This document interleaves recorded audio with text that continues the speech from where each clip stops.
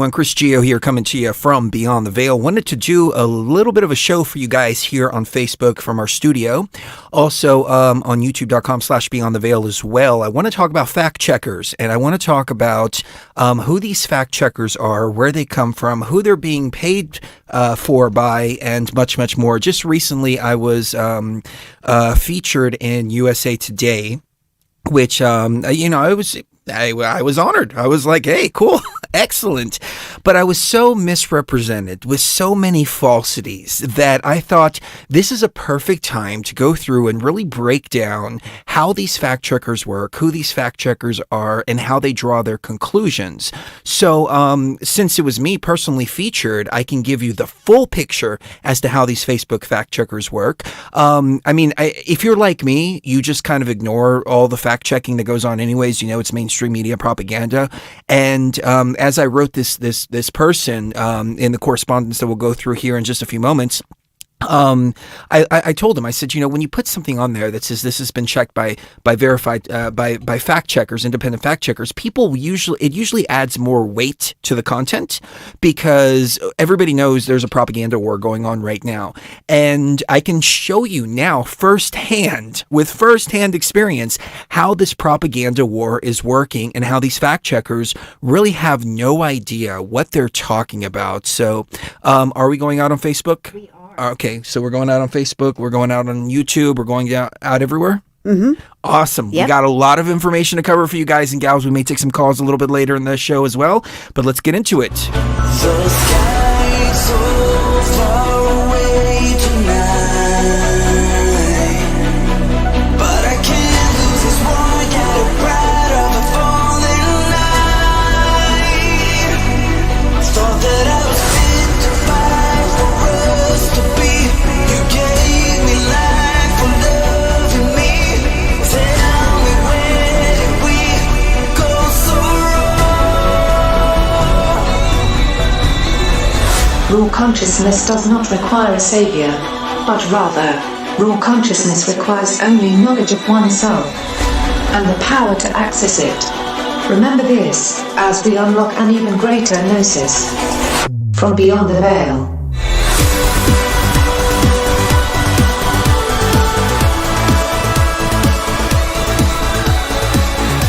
From the fabulous Las Vegas, Nevada, good morning, good evening, wherever you may be across the nation, around the world. I'm Chris Gio. I'll be taking you Beyond the Veil this evening. I'm joined, of course, by my lovely wife and co-pilot, Mrs. Gio. Good evening, everyone. And we have a great show for you today about Facebook fact checkers and how they operate. Oh, this was such a wonderful thing that happened because as I mentioned in the intro of the show, if you're like me, you just kind of, skip through all the Facebook fact-checking nonsense that you see coming down your Facebook timeline and still click on things anyways. And actually, if Facebook did an analysis, I think they would find that more people click on an article when it says this has been checked by independent fact-checkers than skip over it. So there's that phenomenon there. And the reason for that is because people want truth. People want analysis. People have lost trust in the mainstream media. But I started a new Facebook page, and I think it just goes to show that our information here at Beyond the Veil goes viral. It goes viral. We're systematically suppressed here at Beyond the Veil. No doubt, there's no question about it. In this particular video that I did the other day, it got 128,000 views overnight, and it got the attention of USA Today and the quote-unquote fact checkers out there. So we're going to go over that article here in just a second, but I also want to point out here, too, what happened afterwards. We posted our video on Facebook because somebody had stolen our video, What Does a Sheep Say, and posted it on Facebook and got 200,000 views on it. And so we were like, hey, we should just upload all our stuff to Facebook as well. Facebook seems to be treating us a little bit more fair than any other platform has. But as soon as this happened, we get stuff like this, where people are trying to share that song and they're getting these messages. Your post goes against our community standards on spam. No one else can see your post. We have these standards to prevent things like false advertising, fraud, and security breaches. I also tried to boost the post up, which I've never done before with any other post, not even this one that went viral. As a matter of fact, the little Facebook video lives that I've been doing, I thought we were just talking to just our friends and family, because that's what Facebook is supposed to be about. It's supposed to be about communicating with your friends and family. It's not supposed to be a source for news or anything like that. And we're supposed to be able to exchange our opinions freely on Facebook, Twitter, social media. It's social media. It's not news media. But things have shifted, and there's a reason why things have shifted, and Zuckerberg isn't as evil as you would have imagined him to be, but he did cave into the pressure. So we're going to talk about that a little bit later in the show as well. But it just goes to show right afterwards what happens here. People try to share our posts, and it says your video goes against community standards. I tried to boost it, and they rejected it. And I'm like, this is just a parody song. That's all it is. It's a parody song. It's art. It's art. It's and they say that music is acceptable, parody music is acceptable, etc., etc. Obviously, they didn't like the messaging within the parody, but it's a parody song nonetheless. I did a couple more parody songs, "Sniffing in the Name of," which is a parody of Rage Against the Machine's "Killing in the Name of." And I also did BS on Parade. I'm not going to use any foul language anymore. But when I uploaded BS on Parade, YouTube demonetized this channel. So we are demonetized here on YouTube.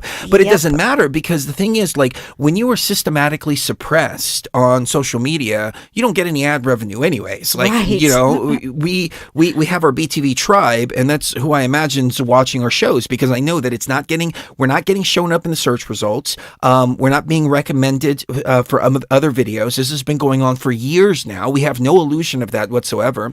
An Alex Jones DMT remix that I did, somebody re-uploaded it, and you find that in the search results, and you don't find ours at all, period. Some of my music, my own music that I've uploaded to our channel, I've seen other people re-upload with like 30, 40 views on it.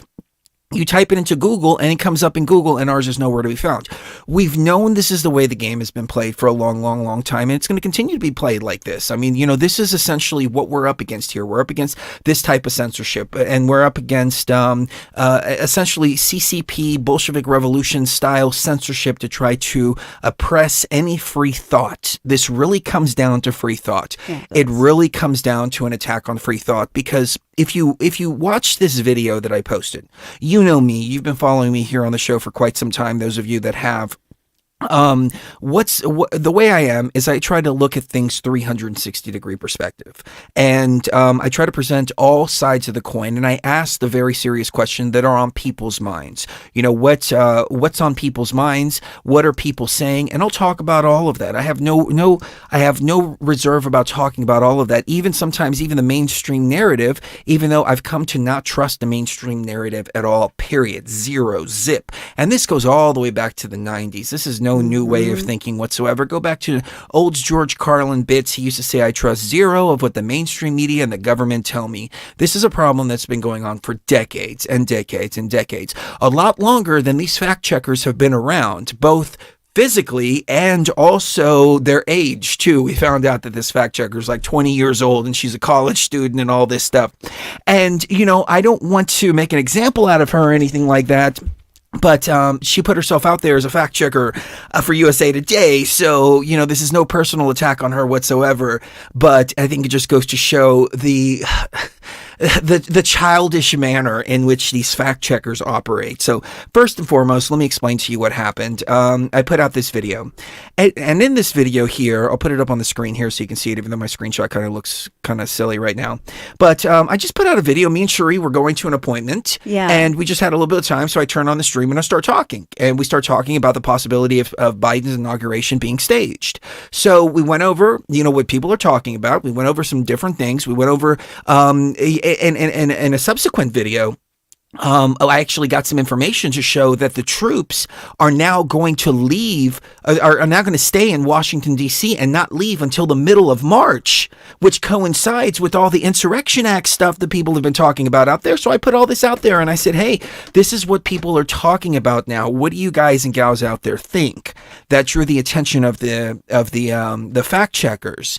And you see, all I did was ask the questions. I didn't make any assertions, And I was very, very clear about my positions throughout the whole video.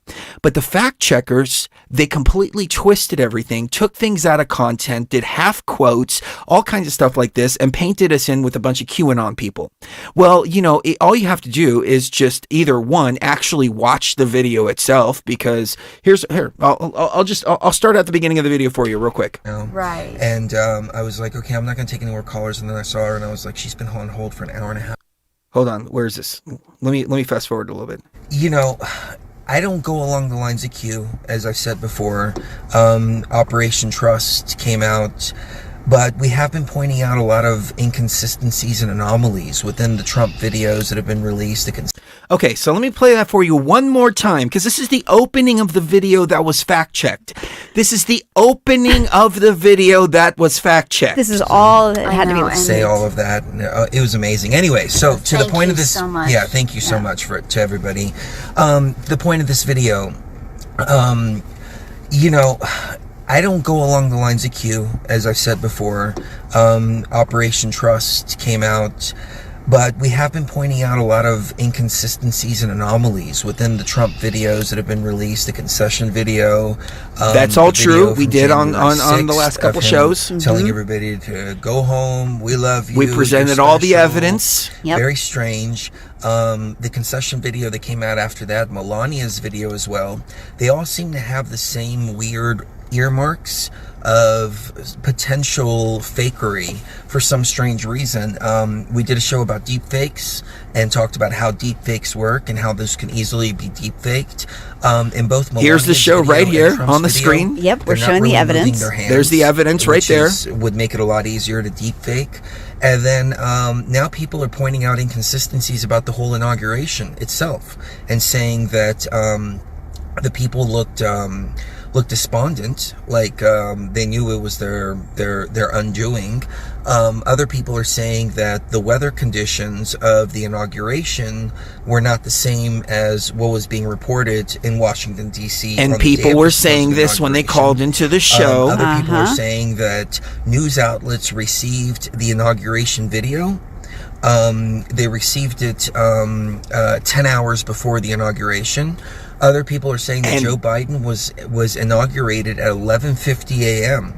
11:50 a.m. And it's strange because I hopped on this stream and I was a few minutes late after noon Eastern time. I think I hopped on the stream like at 12:10 Eastern time, and I watched the whole inauguration with our BTV tribe, and you know, we picked this out and that out, etc., and we're waiting for Joe Biden to be inaugurated. But obviously they inaugurated him early, like at the very, very, very beginning. I mean, I scrolled through the stream and you see the vehicles pulling up, and throughout the stream, at least as I was scrolling for the parts that I missed, I didn't see any inauguration whatsoever. So it was very strange how everything's happened. There were some weird books that were used as well. Kamala Harris. Okay, so I go into a little bit more about that, but you can see what I'm saying is this is what people said. They called into the show. Let me fast forward this just a little bit and see if I can get Kind to that of part. ancient tome pretty quickly. Yeah. You know, there's all kinds of fakery on the top of Time magazine, the cover of Time magazine as well. They're showing Biden with all these papers all around him and everything like that, totally photoshopped. I mean, I think Time magazine will even admit that it's photoshopped. But another picture that's floating around of Biden supposedly writing something down on paper. The paper's blank. We've also, you know, somebody please let me know if this is the case, but a few views that they actually wound up taking the video, the inauguration video, and putting it on private, and then I guess they put it back up there, and YouTube had removed the majority of the dislikes from the video. So the inauguration videos aren't getting very many views at all, not at least from whitehouse.gov. So what I was pointing out was that the YouTube videos were put on private. YouTube had scrubbed the dislikes, and then they had put the dislike and then put the video back online, and they took it down from like 19,000 dislikes or something like that to like 900 dislikes. And I'll pull that up here in just a second. Actually, I'll see if I can pull it up right now. Here it is, right here. Let me open up this image just for the sake of inclusion here, so we can include this. Okay, these are screenshots that somebody took, and it's very clear. And I've got some other videos that were also set to unlisted. I think I said the word private instead of unlisted, but anyway, that's not here. That's neither here nor there. But right here, this was actually a press briefing. 10,000 dislikes, streamed 6 hours ago, and then it was taken down to 3.1 thousand dislikes. So the dislikes were changed, and this was streamed 6 hours ago. This was streamed 10 hours ago. There's more and more and more videos of the White House setting them to unlisted for some reason, and nobody's watching these videos. They're getting very, very, very low views on their videos, and they're getting a ton of dislikes. So that's all factually based right there. Right. But anyways, let's get into this article really quick, because I want to go over this really, really, really quick. Is there anything you wanted to say, Mrs. Gio? No, I'm really, really, really looking forward to diving deep into this, because this isn't just about an article or one fact checker. This is going to go deep into the heart of what's actually causing this. So I was contacted by Devin Link about less than 24 hours before this article went live. So my video was posted January 21st. And then I was contacted by her on the 25th, I think, or 26th. Or 27th. I think it was 27th, because she says, I'm going to write an article in 24 hours and I'd like to get a statement from you. So she writes this article, fact check, no basis for claims that President Joe Biden's inauguration was faked. We did a little bit of research on Devin Link, and just to give you the quick ballpark, she's basically an intern, a college student from Washington University, and that's George Washington University. Yeah, in her 20s, no life experience, nothing like that. She goes to the School of Media and PR. We've been talking about the Council of Foreign Relations. We've been talking about the Bilderberg Institute.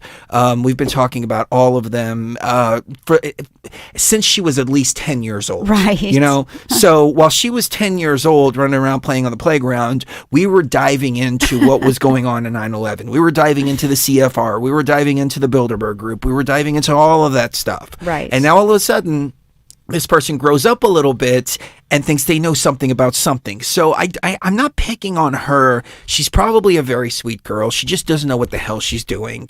But let's jump right into this real quick. So the claim, Joe Biden's President Joe Biden wasn't legally inaugurated. On January 20th, Joe Biden was sworn in as the 46th president of the U.S. Constitution. And do me a favor, while I'm reading this, pull up Article 20, please, of the Constitution. On January 20th, Joe Biden was sworn in as the 46th president of the United States. As many Americans celebrated, QAnon conspiracy theorists faced disappointment. As many Americans celebrated. Where are these many Americans that were celebrating, first and foremost? And what would you call many? 5? Maybe 10? You know, I mean, maybe that's it. But still, a QAnon conspiracy theorist faced disappointment.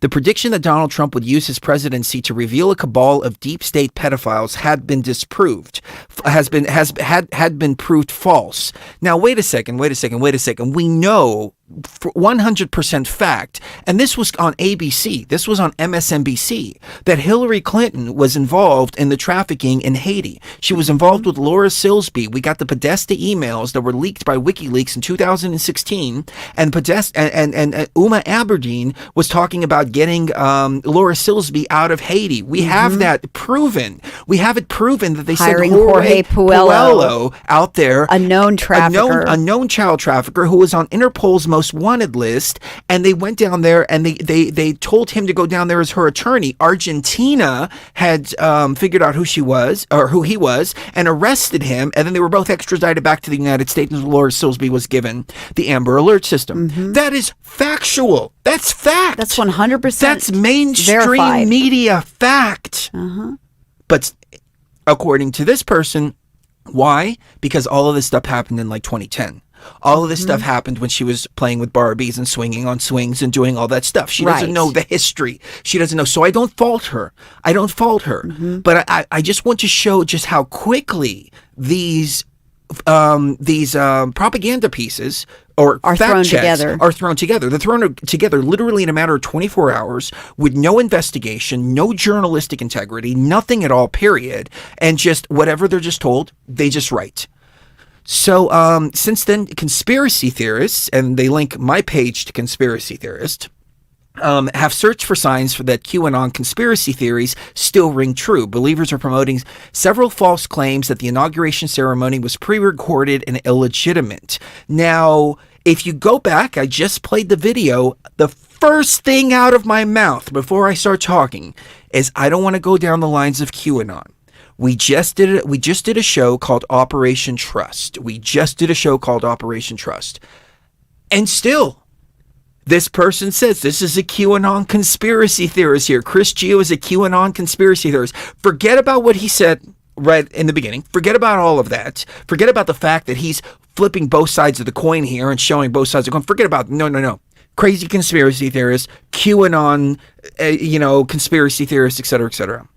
Conspiracy theorists like Chris Geo and George Nelson are using their online following to push theories that the Biden inauguration was fake. Believers argue Trump will prove Biden's presidency to be illegitimate in a great awakening on March 4th. Actually, and we're going to play the rest of this video here in a second, what I actually said, and we'll go, like I said, we'll play this video. What I actually said is one of two things is going to happen. Either A, we're going to see some military action at first, or B, what's going to happen is there's going to be a great awakening of consciousness. There's going to be a global shift in consciousness, and we, the American people, are not going to take this anymore. So either way, we win. That's what I said. I didn't say there's going to be a great awakening on March 4th. I said one of two things is going to happen. Either A, there's going to be military action, or B, there will be a great awakening. I didn't say it was going to happen on March 4th, though. I said that all of this corruption, everything that we've been watching, is all at the surface now, right in people's faces. And I even went so far as to say we're Americans, we don't put up with this bullshit. Americans are going to revolt against this, and I do not want to see that happen. Those were my exact words. But here's how it was twisted. Believers argue Trump will prove Biden's presidency to be illegitimate in a great awakening on March 4th. Geo is a far-right conspiracy theorist with a YouTube channel called Beyond the Veil. It has 6,000 followers. Let me repeat that, because all of you are on YouTube right now. All of you are on YouTube. Chris Geo is a far-right conspiracy theorist with a YouTube channel called Beyond the Veil. It has 6,000 followers. Well, let's click on the link here, okay? Let's click on the link here. What do we get? Oh, 56.6 thousand followers, not 6,000 followers. She accidentally left out the 56,000 followers, or the 50,000 followers.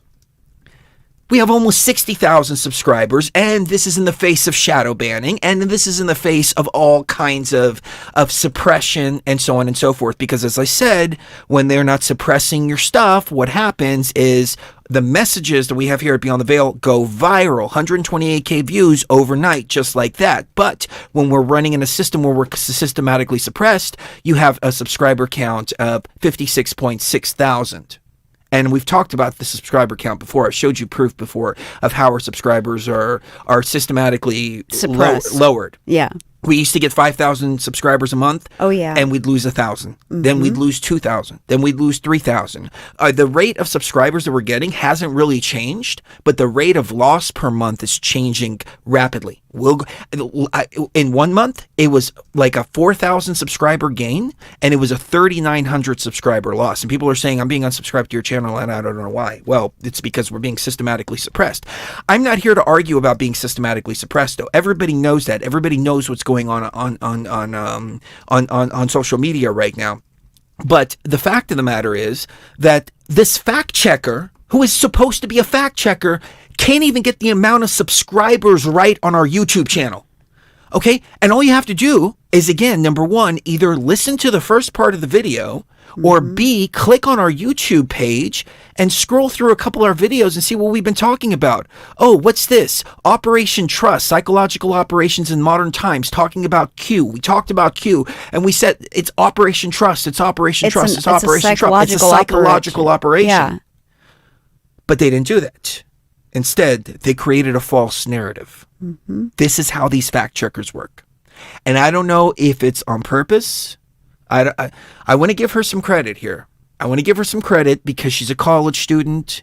She doesn't know anything about journalism. Right. She doesn't know anything about investigation. She doesn't know any of that. She's been taught that she's supposed to tout a certain line and that's it. However, how do you get something so wrong when you have a link right next to it? 6,000 followers and you have a link to it and it says 56,000 followers? You're 50,000 followers off. What else are you off on in this article? Geo dismissed the election results as a successful coup and promoted false claims that Trump had actually won the election. Well, that's my opinion of the situation. I don't believe it, and I'm not going to believe it. Okay, now for the YouTube censors out there, I'll say there was no evidence of widespread voter fraud. And for the YouTube censors out there, I'll say that Joe Biden won the election, but it doesn't mean that I have to believe it. Now you're telling me that I have to believe it on top of it? No, that's thought control. And I'm not going to fall for that. I'm not willing to fall into that. Not at all, by any means. Sorry, the page went to another page. Well, and look at all these ads. Well, yeah, and you have to turn off ad blocker. And you know, the ads, we're going to get into that too, because that's really the people behind this. Mm-hmm. It's not USA Today. It's not Facebook. It's not YouTube. Right. It's not even big tech. It's not even big tech. Yeah. It's the advertisers. Mm-hmm. They're the ones that are causing all the censorship. We'll talk a little bit about that here in a little bit. But USA Today had previously rated both of these claims false. Well, that means Jack and shit. And guess what? Jack left town. So they tried to quote me here, and they quoted me completely and totally wrong. I don't want to be that guy, that conspiracy theory guy going, hey, this is going to happen on this day, that's going to happen on that day, and then it does happen. What I actually said is, I don't want to be that conspiracy guy that says this is going to happen on this day, this is going to happen on that day, and then it doesn't. Why would I say it then it does? If I wanted to be that conspiracy guy that's always right about everything, I would have said, I'm that conspiracy guy that's always right about everything. And when I say something happens, this happens, and this happens, and this happens, and this happens. Uh-huh. But no, she put, I don't want to be that conspiracy guy going, hey, there's going to be something that happened on this day, something on that day, and then it does happen. It should be it doesn't happen. That's why I think she is a legitimate college student. Yeah, she's a college student. She even writes like a college student. A high school student. But then again, I don't want to be that blind guy that sees all these anomalies and doesn't at least say something about it. At least she's reporting something somewhat fair here. Right. And I have to give her credit for that because it's true. That's exactly who I am. I'm not a conspiracy theorist, even though I've been called a conspiracy theorist. I'm not a QAnon supporter, even though I was called a QAnon supporter. But at the very least, she put something in there that shows I'm a very well-balanced person that sees things in 360-degree perspective. Right. In Geo's response to USA Today, he called the situation a testament to how the public has lost faith in mainstream media and urged his viewers to draw their own conclusions from the information he presented. That's not what I said at all. Yeah. That is not what I said at all. Yeah. I did say it's a testament to how the public has lost faith in mainstream media. And realistically, that's the number one message I wanted to get out there and why I appreciate her putting that in there. And I was very, very, very careful with how I crafted my response to her, because I wanted to make sure that anything that could be taken out of context couldn't be taken out of context and spun. So I was very, very, very careful with my words, and she at least put in there, this is a testament to how the public has lost faith in mainstream media. Now, what I want to do here is I want to take a moment and I want to read to you my full response to her. And this full response,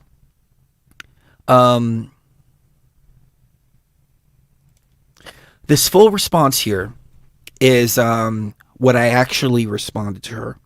So I want to put this into perspective here. And I was super nice too, super nice, knowing what they're trying to do, knowing exactly what they were going to do. I'm not stupid.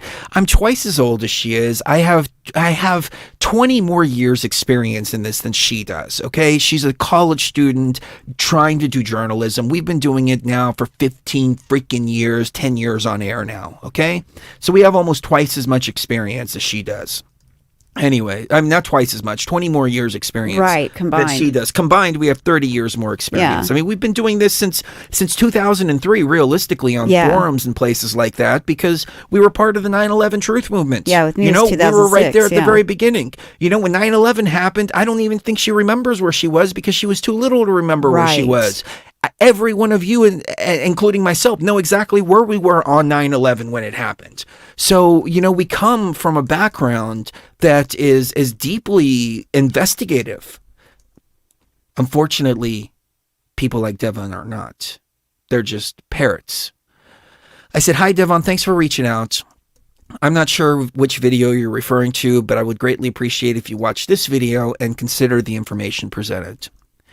I'm not sure if you're asking for information or a quote, but I would say this. I think this is all a testament to how the public has lost faith in mainstream media. After 4 years of unprecedented contempt and disrespect for a sitting president, and then paintbrushing 76 million Americans as white supremacist extremists, regardless of their skin color or ideologies, it's going to be very difficult to regain the trust of the public." That is the full quote. Right. What she did is she took the first line, and that's it. Yep. That's what mainstream media does. That's why I always watched everything Trump said. I always watched the actual hearings themselves. Right. I always watched everything myself because this is exactly what they do. Let me read you the quote again. After 4 years of unprecedented contempt and disrespect for a sitting president, and then paintbrushing 76 million Americans as white supremacist extremists, regardless of their skin color or ideologies, it's going to be very difficult to regain the trust of the public. And I was speaking primarily for people like myself. Yep. As you can see from my appearance, I am not white, I'm not a white supremacist, and I'm definitely not an extremist. So, and there's more to that too. I'm not a QAnon supporter. I'm not any of that. Right. They call me a right-wing conspiracy theorist. I don't want to get ahead of myself, but they call me a right-wing conspiracy theorist, and I'm going to show you how I'm not right-wing also. But this is how the fact checkers work. I think most people would agree that it's important to form one's own analysis and voice their opinion based on the information that they have. So let me just repeat that again. I think most people would agree that it's important to form one's own analysis and voice their opinions based on the information they have. In this video, I also said that what I do is I report on the information I have. If I have 5 callers calling in saying the same thing on Inauguration Day, when I'm like, well, guys, I guess Joe Biden's the president and that's it. And we have 5 callers calling in and they're saying, no, wait till March. Here's evidence of this. Here's evidence of that. I have to consider that evidence. I have to consider what other people are thinking, what other people are saying too. I'm not here to push a narrative. Right. I'm here to get to the truth behind a matter. Well, and that's the difference in journalistic integrity between these fact checkers, the mainstream media, and people like ourselves. We have no horse in the race. We're not pushing a political ideology. We're not pushing any of that. Go ahead. Oh, I was just going to say we took our time with the research for just this show. Every show we do, we research extensively. We watch hearings. I'm sorry. That's okay. We read the actual documents. We go into the history of all of these things. That's how we got the information first about Operation Trust, the Bolshevik Revolution. All of that is stuff that we investigated first before coming out with this information. That's and the fact that we don't push a narrative is clear when you look at how long it takes these people to write these articles versus how long it takes us to put together these shows, because we actually care about the truth. When you're not caring about the truth and you're just pushing a narrative, it's easy to write a story. It's almost like that South Park episode where they were using the manatees, and the manatees were just picking out different balls that meant different things to make jokes. I mean, it's kind of like a word salad of conspiracy theorist, right-wing, white supremacist. You know, they're just throwing these words around without even looking to see if they're true. I'm sorry, go ahead. No. Please continue because I'm looking for something. Oh, okay. You know, I did, when I was doing research into this young woman, you know, I actually felt kind of sorry for her because she's not the problem. You know, these fact checkers themselves are not the problem. We need to look at where they're at and where they're coming from. Her university and it has deep ties to the CCP. And we're going to go into that pretty soon, but you know, this goes way deeper than even just the Democratic Party. This is not the Democratic Party doing this. This is advertisers. This is the Chinese Communist Party acting through its agents. That is very true. Okay, so I think people would agree that it's important to form one's own opinion. Who disagrees with that, except for people pushing a narrative, right, and who want to control your mind. At the core of the issue is the First Amendment, freedom of speech, and freedom of press. When one attempts to impede upon the rights of another, they are in effect impeding upon their own rights. I was trying to level with her here and say, what you're doing is wrong, because you're trying to impede upon the rights of others, which you are also impeding upon your rights. And if you want to be a true journalist, not just a propaganda mouthpiece, but if you want to be a respected journalist, then you have to do some investigation, and you have to be able to think for yourself. And you have to be able to report on what you feel is the truth. And if you want to take that away from people, you're also taking it away from yourself. When an entity steps in to try to control the narrative, an entity meaning Facebook fact checkers, which we're going to get into who these people are, not this Devon girl. She's, like I said, she's just a college student. She's just all of that. But when an entity steps in to try to control the narrative, people are going to run the other direction by their very nature. People don't like to be controlled in any manner, particularly their speech and their right to question everything. People have a right to question everything. I never want to take that right away from people. And that's what social media is supposed to be about. Social media is supposed to be about talking with your friends and family and other people about what's going on and voicing your opinion. There should be no fact checkers that have come into the picture. And Mark Zuckerberg even agreed with that in 2016, but he buckled and he caved into the pressure by the advertisers. I'm not saying he's a saint or anything. I'm just saying in 2016, when all of this started to happen, he was the first one to stand up and say, no, I'm not willing to censor Facebook. But he eventually did. However, he didn't at first, and I have to give him credit on that. Anyways, I try to lead by example by stating when something is fact, something is analysis, or opinion. Unfortunately, I don't see this from the mainstream media, as most of CNN and Fox News, for example, are nothing more than op-eds framed as facts. And that's true. When you watch CNN, you watch Fox News, you're actually watching opinion pieces, and they're framed as facts. The difference is when you watch Beyond the Veil, for example, and we're covering current events, which we're going to try not to do very much in the future because I don't care about the Biden White House. We know exactly where it's going. There's no reason to harp on about that over and over and over again. However, when we do cover current events, we try to do it from a 360-degree perspective and make a distinction about when we're talking about facts versus when we're talking about analysis versus opinions, just like I did in this video that was fact-checked and used as an example on USA Today. I mean, the very things that I was talking about in the letter that I sent her, I demonstrated in that video itself. But still, that wasn't the point. The point was to try to, quote-unquote, disprove what was said in the video. Because it's about thought. It's not about truth. So I try to lead by example, but ultimately, people should be encouraged to use critical thinking, form their own opinion, and examine everything from a 360-degree perspective. Is that not what I always say on the show?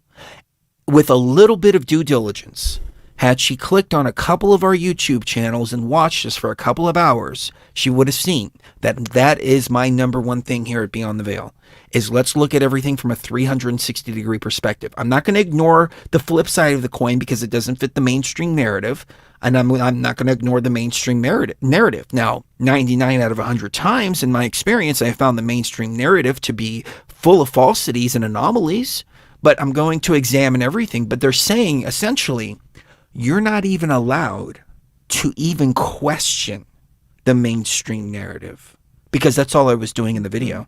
I wasn't making any assertions of facts. I had even said on January 20th, this was my mindset. My mindset was Biden's the president, let's move forward now. Then more information started to come in, and as more information came in, then I started to change my perspective based on that new information. And then when I got the information that the troops are staying there until the middle of March, that's when I went, maybe there's something to this Insurrection Act. But all of you that have followed along, you know that I haven't really gone down those lines. We've had guests that have talked about that, sure. But me personally, I've always been sitting on the sidelines, just kind of watching what's unfolding right now. So anyways, here's a question, though, that I posed to her. Here's a question. Why is what you call, quote unquote, misinformation going viral? She approached me and she said, I'm doing a piece about misinformation going viral on the internet. Why is what you call misinformation going viral? Why is there such a demand for it? Why are there so many people out there? Why is it that I make a quick little video just like that from the car at the spur of the moment while I'm waiting to go to an appointment because I have a little bit of time, and I wake up in the morning and it has 127,000 views? Why is that happening? People are smart.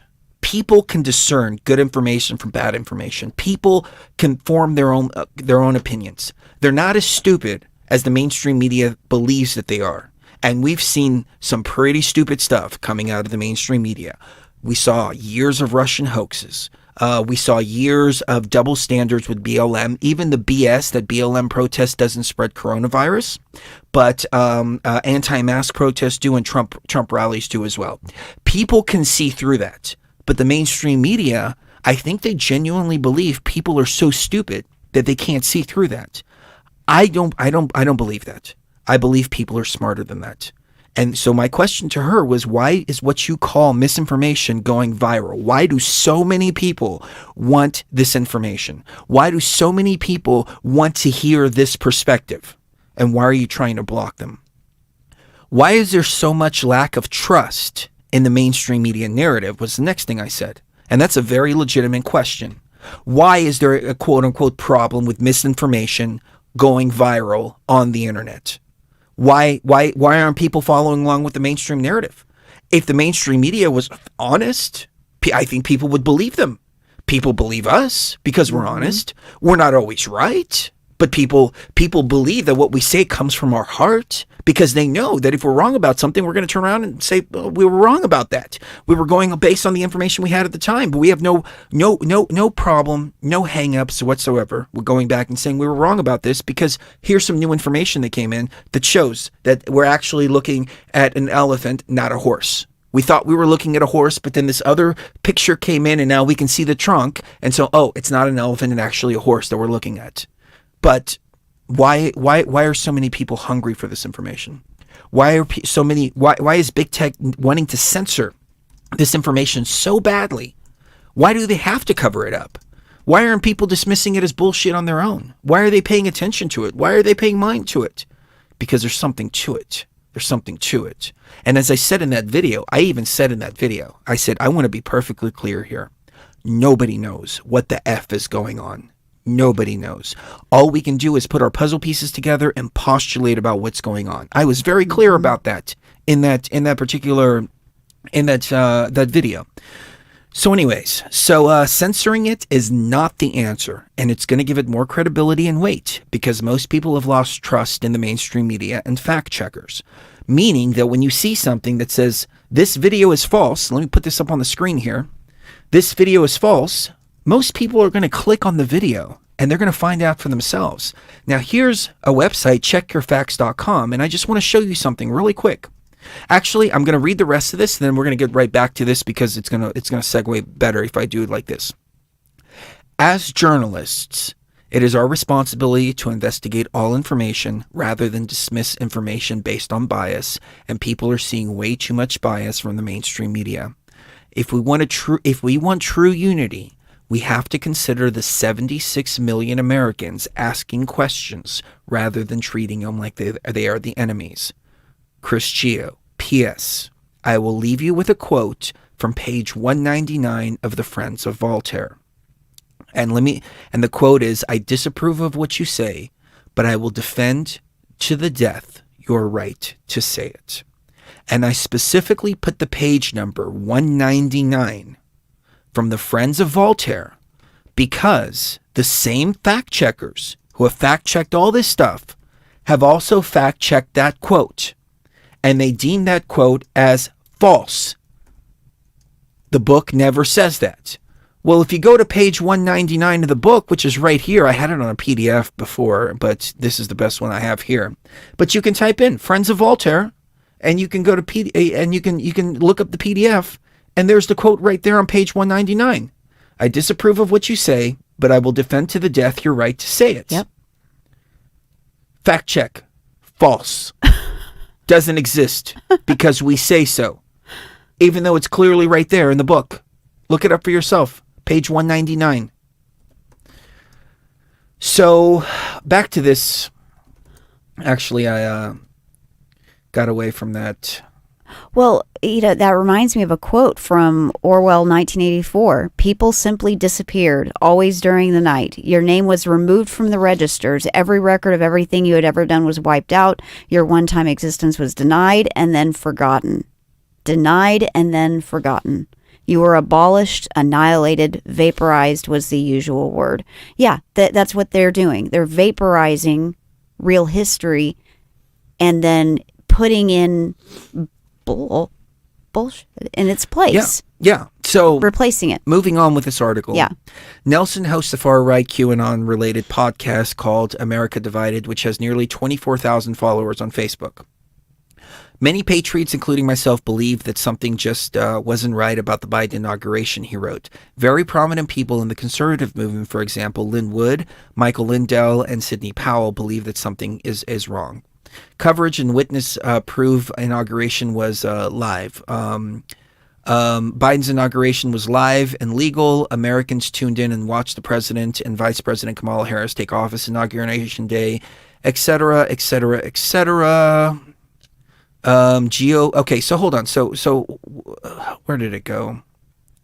All these freaking ads here. Okay, Geo's evidence proves false.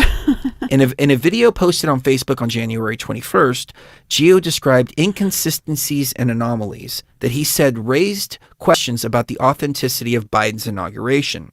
The list claims in that video that the weather in Washington that day did not match the weather in inauguration videos, that Biden replaced an Oval Office painting of President Andrew Jackson with a bust of Cesar Chavez, and that YouTube removed the inauguration video from the official White House channel to remove dislikes. All claims are false. I didn't say any of that. I had mentioned that Biden supposedly removed the bust of Andrew Jackson and replaced it with Cesar Chavez. And I said that hammered and sickled very fast. And this was when I had looked at the flip side of the coin in the video. I said, let's look at the flip side of the coin here for a second. If this was a legitimate Biden inauguration, then this is what we're dealing with here.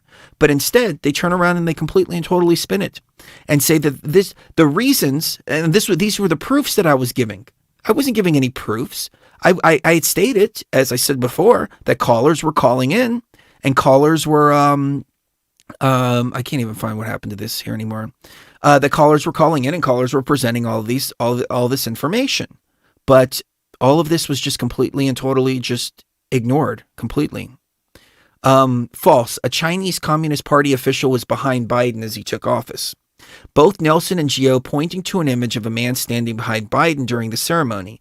They incorrectly assumed him to be Chinese and labeled him a communist. The man is Secret Service agent David Cho, a Korean American leading Biden's security detail. Cho was second in command during Trump's administration. That very well could have been the case. All I did was ask the question of who was the Chinese guy behind him. It looked like it could possibly be a CCP handler. That's all I said. I said, let's look at this and let's figure out what this is.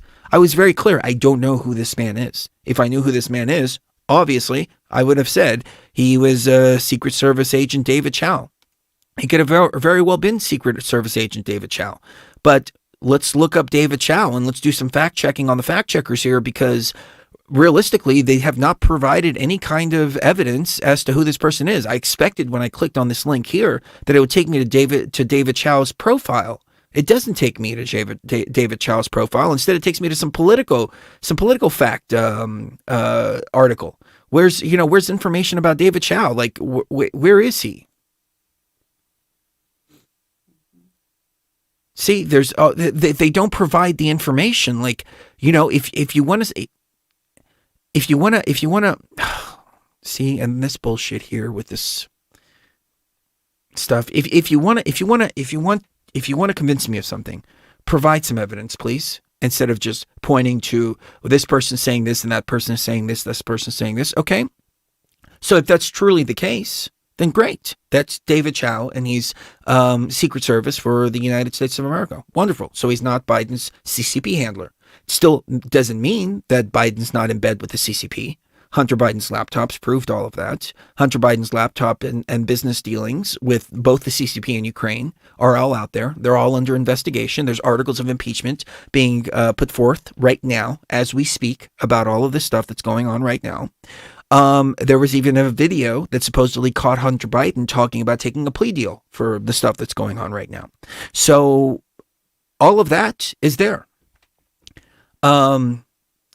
False Biden's Oval Office is a movie set. They both claim there are irregularities with Oval Office where Biden was photographed on Inauguration Day. That it was Castle Rock Entertainment. There's no evidence to suggest Biden was photographed from a set rather than the real Oval Office. The president made a very public entrance into the White House on January 20th as customary and posed for photos at the Resolute's desk. Soon after, members of the media photographed Biden, etc., etc., etc. That all very well could be fake. But what I actually said in the video was that people were calling in and they were saying that this is Castle Rock Studio that we're watching. The one thing that I pointed out was the change in wallpaper, just like that. Like, Trump had a certain wallpaper, Biden had another wallpaper. Now back to the legitimacy of Biden's presidency here for just a moment, because I want to point this out. Like I said, I got to the stream late. I didn't see it myself, but there are a lot of people out there who are saying that he was inaugurated at 11:53 a.m., which means one of two things: either A, he was inaugurated illegally, or B, the video was pre-recorded. One or the other. Or three, that all these people saying that he was inaugurated at 11:53 a.m. are incorrect about that. But I know this for a fact. I was on the show at about 12:10 p.m. Eastern on that day, because I was a little bit late getting to the stream, and I thought the inauguration was going to take place after the ceremony and all that. But it didn't, and I didn't see anything. I was expecting all of that. I didn't see the inauguration at all, period. You can go back to our YouTube channel and you can see it for yourself. So if this is true that he was inaugurated at 11:53 a.m., and again, I know you're not allowed to ask these questions, but I'm still going to ask them. I'm not going to stop asking questions just because some 20-year-old fact checker says to stop asking questions. Shuri, what does the 20th Amendment say? The 20th Amendment, passed by Congress March 2nd, 1932, ratified January 23rd, 1933, Section 1. The terms of the President and the Vice President shall end at noon on the 20th day of January, and the terms of Senators and Representatives at noon on the 3rd day of January of the years in which such terms would have ended if this article had not been ratified, and the terms of their successors shall then begin. Section 2. The Congress shall assemble at least once in every year, and such meetings shall begin at noon on the 3rd day of January, unless they shall by law appoint a different day. Section 3. If at a time fixed for the beginning of the term of the President-elect shall have died, the Vice President-elect shall become President. If a President shall not have been chosen before the time fixed for the beginning of his term, or if the President-elect shall have failed to qualify, then the Vice President-elect shall act as president until a president shall have qualified, and the Congress may by law provide for the case wherein neither a president-elect nor a vice president shall have qualified, declaring who shall then act as president, or the manner in which one who is to act shall be selected, and such person shall act accordingly until a president or vice president shall have qualified. Section 4. Am I looking for a particular section? No. Oh, okay. Okay. Just a Section 1. that Oh, okay. says that the president is the president until January 20th at noon. At noon on the 20th So day of January. if he was inaugurated at 11:53 a.m., then it wasn't a legitimate inauguration. Right. But again, I don't know. I don't know because I missed the beginning of the inauguration. I'm just telling you what many, many, many people have told me. Well, everybody Now, I missed want it. to point out one more blatant falsity here. Blatant falsity. False. Biden replaced Andrew Jackson portrait with Cesar Chavez bust. Biden did remove a controversial painting of President Andrew Jackson, but he did not replace it with the bust of Cesar Chavez. Biden replaced the painting with a portrait of Benjamin Franklin. Biden's team placed a bust of Chavez, the Mexican-American rights activist, behind the president's desk. Okay. So, the information that we got when we reported on that came from the most unreliable news source in the world. I have to agree with Devin here. I agree with you 100%. It came from an unreliable news source. Mainstream freaking media. Because this is where we got the information from. Biden replaces Andrew Jackson portrait in Oval Office at Cesar Chavez bus. This is the article right here. So it's fact-checked. You're fact-checking the mainstream media now? So which is it? Mainstream media is good or bad? I guess it just depends. If you're part of the CCP payroll or you're not part of the CCP payroll. Mm-hmm. You let us know out there. What do you think? Because I'm going to play an NTD clip here in a little bit that shows that USA Today, I believe, hold on, I don't want to misquote that. So I'm just going to play the NTD clip for you guys and gals. But I think it just goes to show. It's a bunch of horse shit. It's easily verifiable facts that here are it is. Being... Right here. False. White House removes dislikes from the YouTube video of the inauguration. We have proof of it. Well, no, it wasn't the White House. It wasn't the inauguration. It was a press conference. It was a press conference. So I don't even know if I mentioned that they took if I did, I misquoted. But as I showed you here a minute ago, right here on the screen, here's screenshots of them taking down videos, changing the likes, and putting them back. YouTube's official statement for that is that they have fraud prevention detection, and that those 10,000 dislikes were all fraudulent dislikes. So they have fraud detection prevention, and they regularly do this because online trolls were disliking the videos en masse and all kinds of stuff like that. YouTube's not even disputing this fact. YouTube is saying, yes, we did remove the views. I mean, we did remove the dislikes. Yes, we did. Yes, we did. The fact checkers, on the other hand, are saying no. Mm-hmm.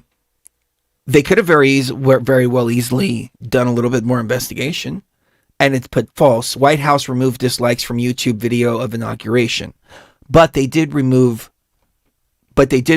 dislikes from the press briefing. They could have done that for the sake of inclusion, for the sake of integrity, for the sake of journalistic integrity. But did they do it? No, they did not. They didn't. None of this exists. None of this exists. Even though YouTube.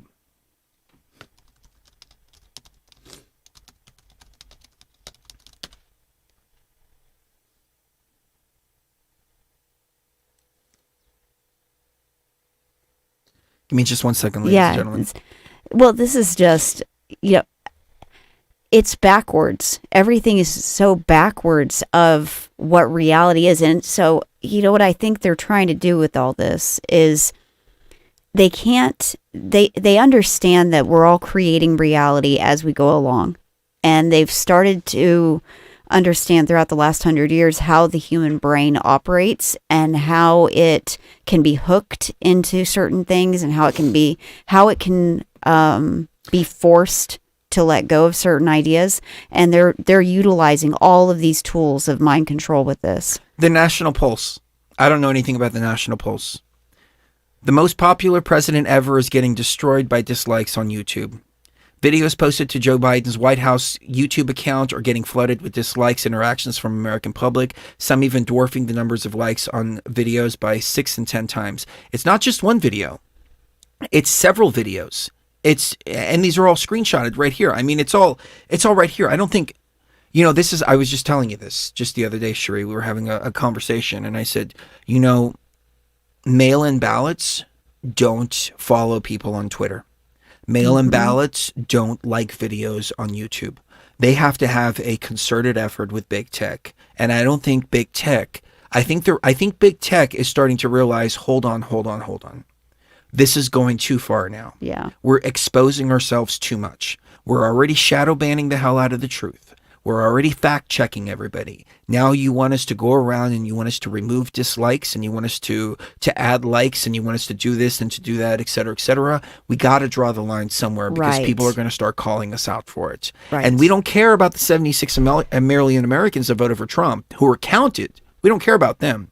And I think the main thing is, if we go back to this article here, let's just take a look real quick, who the sponsors are on USA Today. I mean, I think we should get a full list, but it's not just sponsors on USA Today.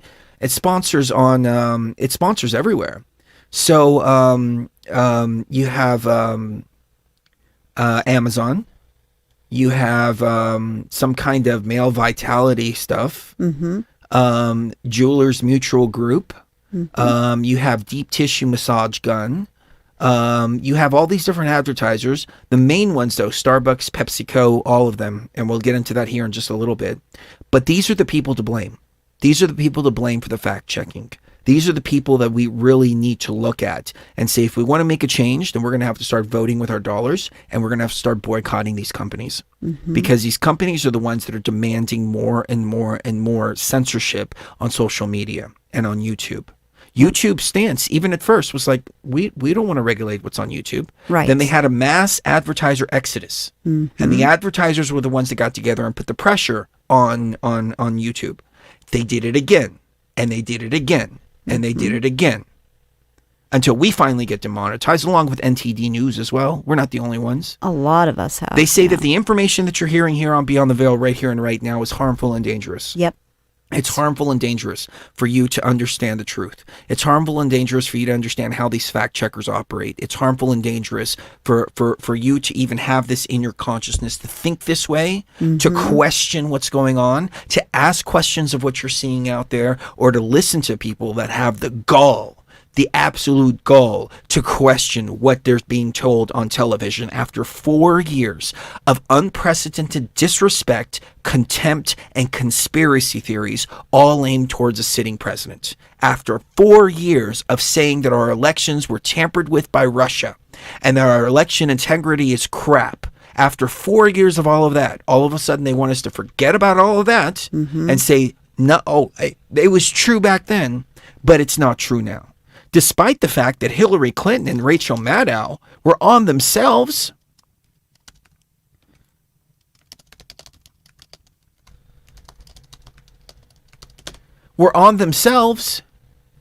Calling for Russia to interfere with the elections. Machinery in one area.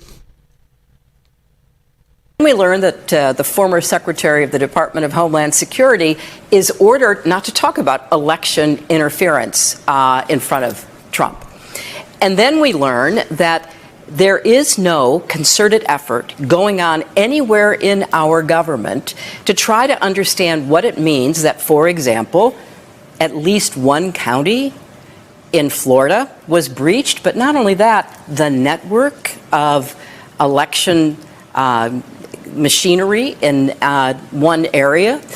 What does all that mean? And if you're sitting in a Secretary of State's office no, in some voting machines state or in a county they're election all fine. commission, what are you supposed to do? And I'll tell you, Rachel, I've met with most of the candidates who are running this time and answer their questions. And I always tell them, you can run the best campaign. You can be the person who gets the nomination. But unless we know how to protect our election from what happened before and what could happen again, because there's greater sophistication about it, you could lose.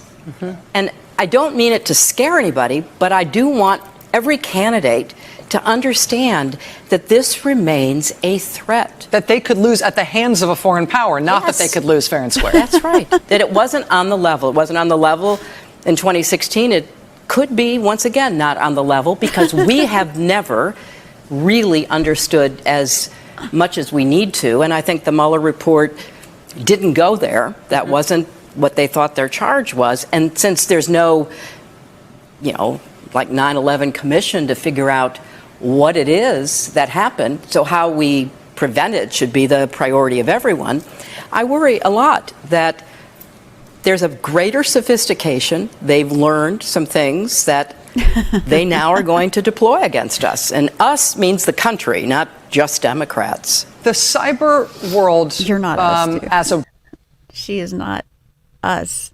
Yeah, this was them. as a landscape for warfare, Hold on, sorry. and as Go a ahead. landscape for intelligence Go ahead. I'm actually looking for a particular I was place just in gonna this say video. this- operations, like This is them basically saying, this is what we're going to do next time to make sure that we don't lose, because they've been doing this for years and years and years, for decades, ever since the voting machines came out. They've been pulling this, and it's up until the Jedi. There were no real elections, I don't think. I think all the elections were just basically a choice between a douche and a turd sandwich, as That's right. Suffrage And not says. Not But only this- that, China, if you're listening, to back us. I hereby tonight ask China. That's right. And not only that, China, if you're listening, why don't you get Let me back this up here for just, Yeah, just a minute, please. because you need to hear what they're talking about here. Okay, what they're talking about, which is illegal to talk about on Now- YouTube. yep, now it's- banned to talk about on YouTube. And that person said, the only other adversary of ours who's anywhere near as good as the Russians is China. So why should Russia have all the fun? And since Russia is clearly backing Republicans, why don't we ask China to back us? I hereby tonight ask China. That's right. And not only that, China, if you're listening, why don't you get Trump's tax returns? I'm sure our media would richly reward you. Now, according to the Mueller report, that is not conspiracy because it's done right out in the open. So if after this hypothetical Democratic candidate says this on your show, within hours, all of a sudden the IRS offices are bombarded with incredibly sophisticated cyber tools looking for Trump's tax returns, and then extracts them and then passes them to whatever the new WikiLeaks happens to be, and they start being unraveled and disclosed, nothing wrong with that. I mean, if you're going to let Russia get away with what they did and are still doing, according to Christopher Wray, the current FBI director who said that last week, they're in our election systems. We're worried about 2020, he said. So, hey, let's have a great power contest and let's get the Chinese in on the side of somebody else. Wow. But we're conspiracy theorists. We're conspiracy theorists. None of that happened. It did happen, but it's okay for it to happen. But you can't talk about it. Yep. Because we're thought crime conspiracy theorists. Mm-hmm. Thought crime conspiracy theorists. Yep. And it's, oh my God. I had never actually heard her talk about China like that. And it's incredible. It is incredible because that same university that Devin Link, the writer, I use writer as kind of a colloquial term on that one. The person that wrote this article. Just call it what it is. Yeah. CCP mouthpiece. The CC Intern mouthpiece. CCP mouthpiece that aspires to work for MSNBC or the Communist News Network or, whatever like that. She's being groomed for that. You She's can being- tell by yeah, her yeah. appearance and everything. And she's not going to get anywhere. No. But, they're going to use her and then they're going to spit her out. And here's Right. the thing. At first, and I don't mean to cut you off, I'm going to give you the floor here in just a second because I've been taking up an hour. The first thing is I was honored when I saw USA Today reaching out. But then that honor kind of started to diminish when I realized who was writing the piece. It wasn't any established journalist. It wasn't anybody with any experience. It wasn't anybody like us with 20 years of experience. It was some college intern that was writing this piece for USA Today. And that took a little bit of the honoring away from me, but it put things into greater perspective. The reason they do this is because they know that it's BS. They know that it's propaganda. They know that any of these people, and I hope that Devin is listening, you are disposable. You are disposable to them. And that's why they put you up to write pieces like that. That's why no respected journalist does fact checking. Because what they do is they do their own stories, investigate their own stories, and then put their own stories out there. Or they sit there and they read teleprompters if they're at the front desk. They don't do any work at all. They just read a teleprompter. But they're putting you up there as the scapegoat for when all of this gets disproven. It's your fault. It's not their fault. You need to understand this. Right. And this goes back to, who she is getting her education from. This university, George Washington University, is the home to David Shambaugh, who's Bilderberg. He's CFR. He's a professor in the political science department at GWU. If you go to the Hoover Institute, they did a paper several years ago called Chinese Influence and American Interests. And it's a full report, and you can look that up, where they talk about how can we, make sure that we don't get screwed over by China. But that was several years ago. What's happening now is that I think it could be possible where even the Bilderbergers, even the CFR, even, those people that we have looked at as, they're the ultimate bad guy. What if even they are in over their head at this point? Even they are like, whoa, this is getting a little too crazy, because this is going to lead to, AOC, for instance. She is now trying to claim that not only did she not call for a purge of Trump supporters, and her followers didn't openly advocate death camps, which we covered that live. We went through her Twitter live on the show. Yes. And we posted the Twitter, and we scrolled down. It's in our previous archives. While you're talking, I can try to find it if you want me to. I'll find it right now. But we went through, and we showed you, yes, she did say this. And yes, she did very well. Her followers were calling for death camps, and they were even making comments like, we should do it up north where it's cold, so it's the most uncomfortable for them. Yep. We need to make lists of these people. And then she turns around, and this was in response to the Capitol raid, quote unquote raid. She is saying that she's actually the victim. She said, FYI, there is yet another viral misinformation campaign going on. This time a false tweet that's been photoshopped to look like I sent out a call for a purge.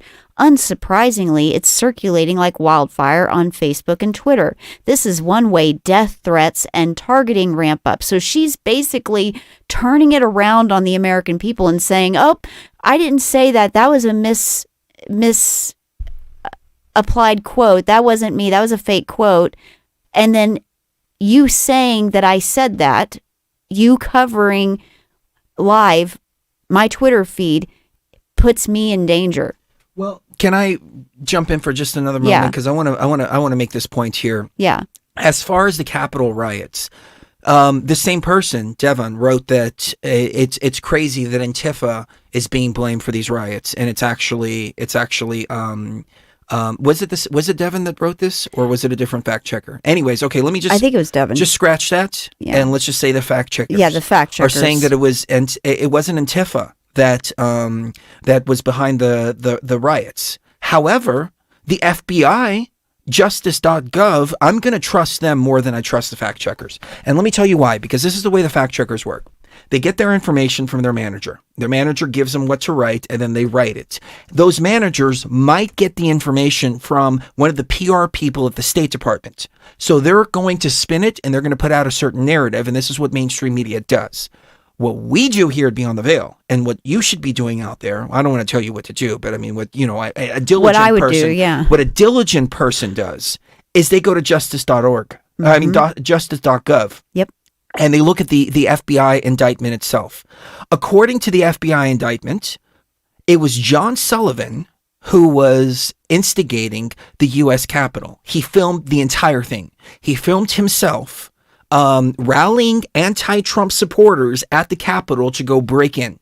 On the video, according to the FBI indictment itself, it says, let's go get that MFer. Let's go get Trump. Let's go get that MFer. And he's rallying people to breach the Capitol. Now, were there actual Trump supporters that followed in? Sure, there were. But this was instigated by John Sullivan. He has, the FBI has the video of him doing all of this. The FBI has the video of him encouraging Ashley Babbitt to jump through that window before she was shot. Yep. The FBI indictment says all of this. Who is John Sullivan? John Sullivan is a BLM and Antifa activist who has previous arrests for being involved in BLM riots and activism in Utah and other places. Somebody else got shot when he was at a protest, Antifa BLM protest back in, I think it was July, in Utah, and somebody else got shot in that encounter as well. Like, so he's invoking people to get shot. And for violence to happen at these so-called peaceful protests. So these fact checkers are fact checking stuff based on the official narrative, not actually based on the documents. Right. And this is what these fact checkers, and I hope that Devin is listening. I really do, or I hope that she hears it at one point. You guys have to understand, and gals, fact checkers, people who aspire to be in media, people who aspire to be in media, not to be in propaganda. There's a big difference. You have to read the documents. You have to go to the source material. You can't trust what you're being told. You can't be trusted by what you're being told by your manager. You can't be trusted by what you're being told by the PR of the White House. You can't be trusted what you're being told by any of them. You have to go to the documents themselves. And people like us who have been in this for decades, people like Alex Jones who have been in this much, much, much longer, they don't get their information based on PR people. They get their information from doing exactly what we do, which is going to the actual court documents themselves. So if we want real news, if we want real unity out there, then we have to start applying real journalistic standards. Otherwise, people are going to see it as propaganda. All that's going to do is create a division in this country, a division between the morons out there who believe the propaganda and those who think for themselves. And this is an attack on free thoughts, and we're not going to take it as Americans. Go ahead, please. I'm not going to interrupt you anymore. Oh no, you're fine. We already have enough restrictions on what we're allowed to do, where we're allowed to go. I take that back. I'm going to interrupt you one more time. Yeah. If there's anything you want to send me to put on the screen as you're going through, because I know you have a whole presentation to go through. Oh no. So I'm going to let you. I want you to. I'm going to let you finish. But first, no. What I'm saying is, anything you want to send me to put on the screen, please send it to me on Facebook. I'll keep my Facebook Messenger open so I can keep an eye out for it. Okay, I'm going to send you this right now because send it to my page. Okay, I am doing that. Okay. Right. And then the floor is yours, I promise, Mrs. Gio. Well, I don't need the floor, and in fact, I don't really like having the floor because I tend to kind of ramble a little bit, and I don't want to ramble, so I'm going to try to keep it really, really brief. It is hard for me to send you messages when I'm logged in as you. Hold on one second. I apologize. I'm trying to do multiple things at once now. I'm sorry, excuse me. Why don't you go ahead? You just go ahead. I think we should take a quick break. Yeah, I think we should too, so I can... I'm going to go ahead and play you one of my latest from YouTube. You probably have seen this, but if you haven't, you're going to love this. So, this is called Sniffing in the Name of, and then we'll get a few things together, and we will be right back. It's good after an hour talking to take a break anyways. Yeah. So we will be right back. All right, so some old Rage Against the Machine updates for you, because they're all communist shills. Realistically, they are. They are. They're all communist shills. So this Yeah. one, BS on parade. If you go to our YouTube channel, youtube.com/Beyond the Veil, click on our YouTube channel and scroll down to the bottom, you will see playlists for Chris Geo music, and we've got some original music. We've got some parodies, and of course our famous Alex Jones remix. I'll just play a little bit of it real quick so you can check it out. You'll be able to wire your head in and just get unlimited pleasure. It'll feel like 10 times the best orgasm for 3 days if you want straight. They're taking the DMT. Hitler took the DMT. Stalin took the DMT. Mao took the DMT. The DMT. Hitler took the DMT. Stalin took the DMT. Mao took the DMT. The DMT. Hitler took the DMT. Stalin took the DMT. Mao took the DMT. The DMT. Hitler took the DMT. Stalin took the DMT. Mao took the DMT. The DMT. There's the owners of Truth Frequency Radio. They believe they're communicating with entities. They call them clockwork elves. I'm not going to get into what they're interfacing with. They believe they're in contact with off-world groups. Chris Geo, Truth Frequency Radio. That's great. Takes it. You see the elves. Little green hats. Little green hats. We're in trouble, ladies and gentlemen. We're in trouble. The clockwork elves, all of it. I shouldn't even get into it. No, you shouldn't. There's a reason they're all whacked out. We of their love you, minds. though. They're Jack, taking it's DMT. And the point is that All right, so yeah, that's our Alex Jones DMT remix. It's cute. It's cute, yeah. Yeah. It's it got stuck at 344, give or take, 343,000 views, because it got removed from the search results. Removed from the search results. But youtube.com/Beyond the Veil. Here's the thing. btvtribe.com is where you're going to find us always. Right now it redirects to our channel. But if our channel changes, if for some reason something happens to this channel because of the content, we are always going to keep it going. So we're always going to keep going at BTV Tribe, which is up there at the top now. As you can see, bookmark BTV Tribe. I should have that flashing, as a matter of fact. But it's up at the top right of the screen. You can see it right up there above the screen itself where my cursor is moving around at btvtribe.com. So bookmark that. We're in the process of creating our own video sharing platform, and then not like BitChute or anything like that. It's just going to be just for us and our TFR hosts and everything like that. But yeah, we want to make sure to keep the information coming to you guys and gals uncensored, unregulated. That's the way it's supposed to be. And here's the thing. If I can go off on a little rant here just for a minute, we were talking about the advertisers, right? 76 million Americans are being disenfranchised right now, not only from the political system, but also from the from social media and from video sharing platforms and everywhere else like that. Do these advertisers really think that these 76 million people are all broke hillbillies living in the backwoods? Right. You know, these people buy from advertisers. They buy from sponsors. They do all of that, you know. Put all the information out there and let people decide for themselves. That's what I say. I think that's the best business model because, you know, I've seen YouTube videos where I've clicked on the ads and then I've bought from the ads before.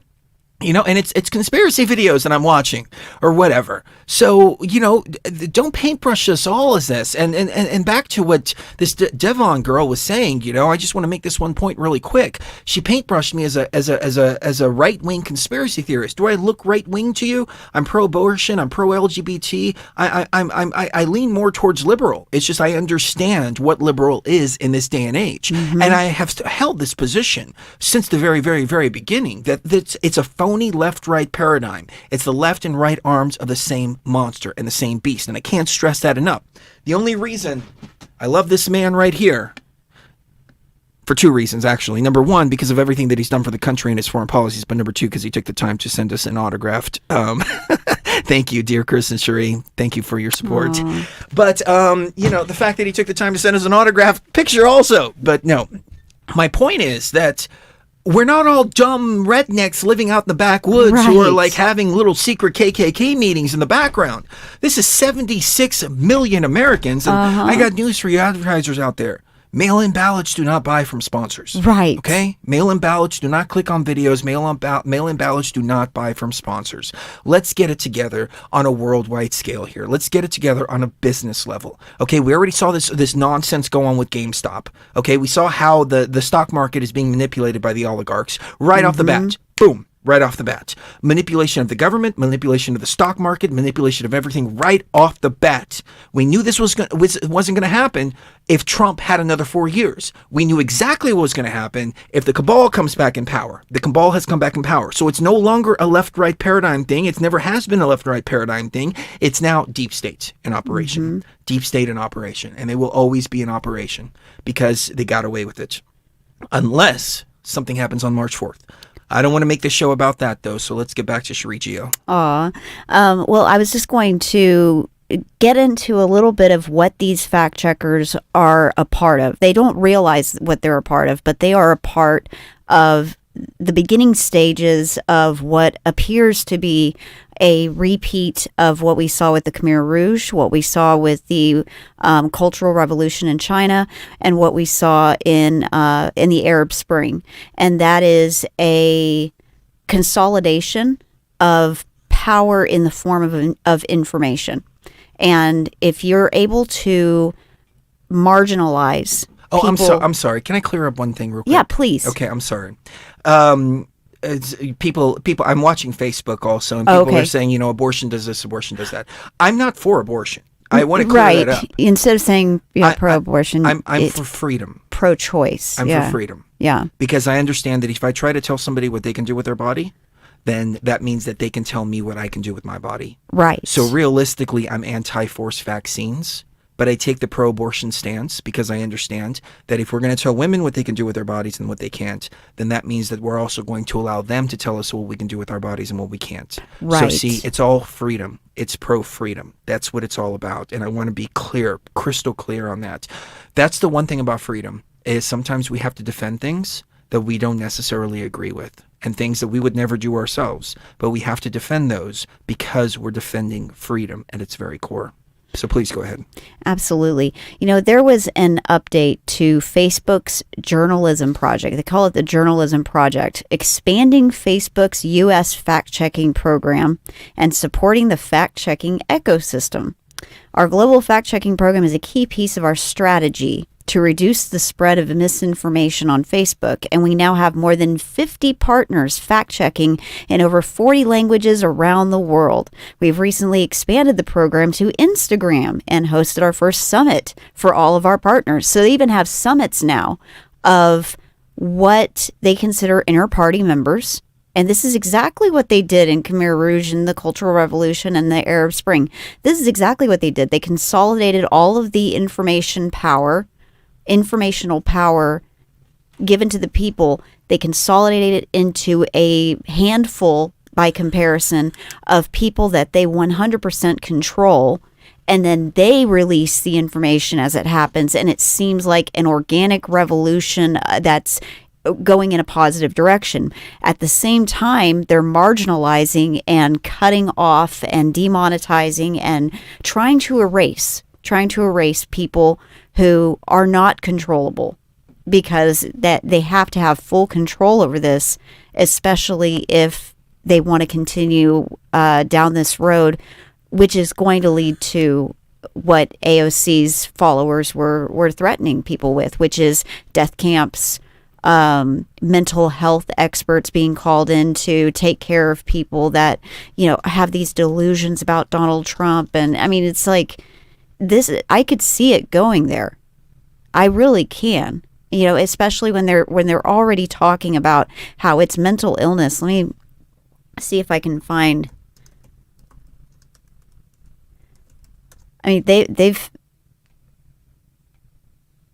QAnon recovery. Experts say these tips could help if you're moving on from conspiracy theory. How ex-QAnon followers escaped the cultish conspiracy theories. Yes, they is QAnon a mass delusion? Psychology Today, the psychological needs that QAnon feeds. So this is a narrative. This is a very dangerous narrative because, oh my God, hi Sekhmet. She wants her close up. Oh, come here, baby. They want this narrative that people that don't believe things that we believe, people that don't believe what we're telling them to believe are mentally ill. and they need medication. They need to not be believed. Let me say that we're not telling anybody to believe anything. No, of course not. Oh, what they are telling yeah. people. Okay. If you don't believe what they're telling you to believe, then you're mentally ill. Okay. Yeah. Okay. Not only are you mentally ill, you're also dangerous because you are causing other people to have ideas that may or may not be violent themselves. So even if you're not violent, if you're saying things that incite others to violence, which is what they're trying to get people on with the Capitol riots and all of that, they're able to craft a revolution that is entirely fake, but in the history books, it's going to look organic.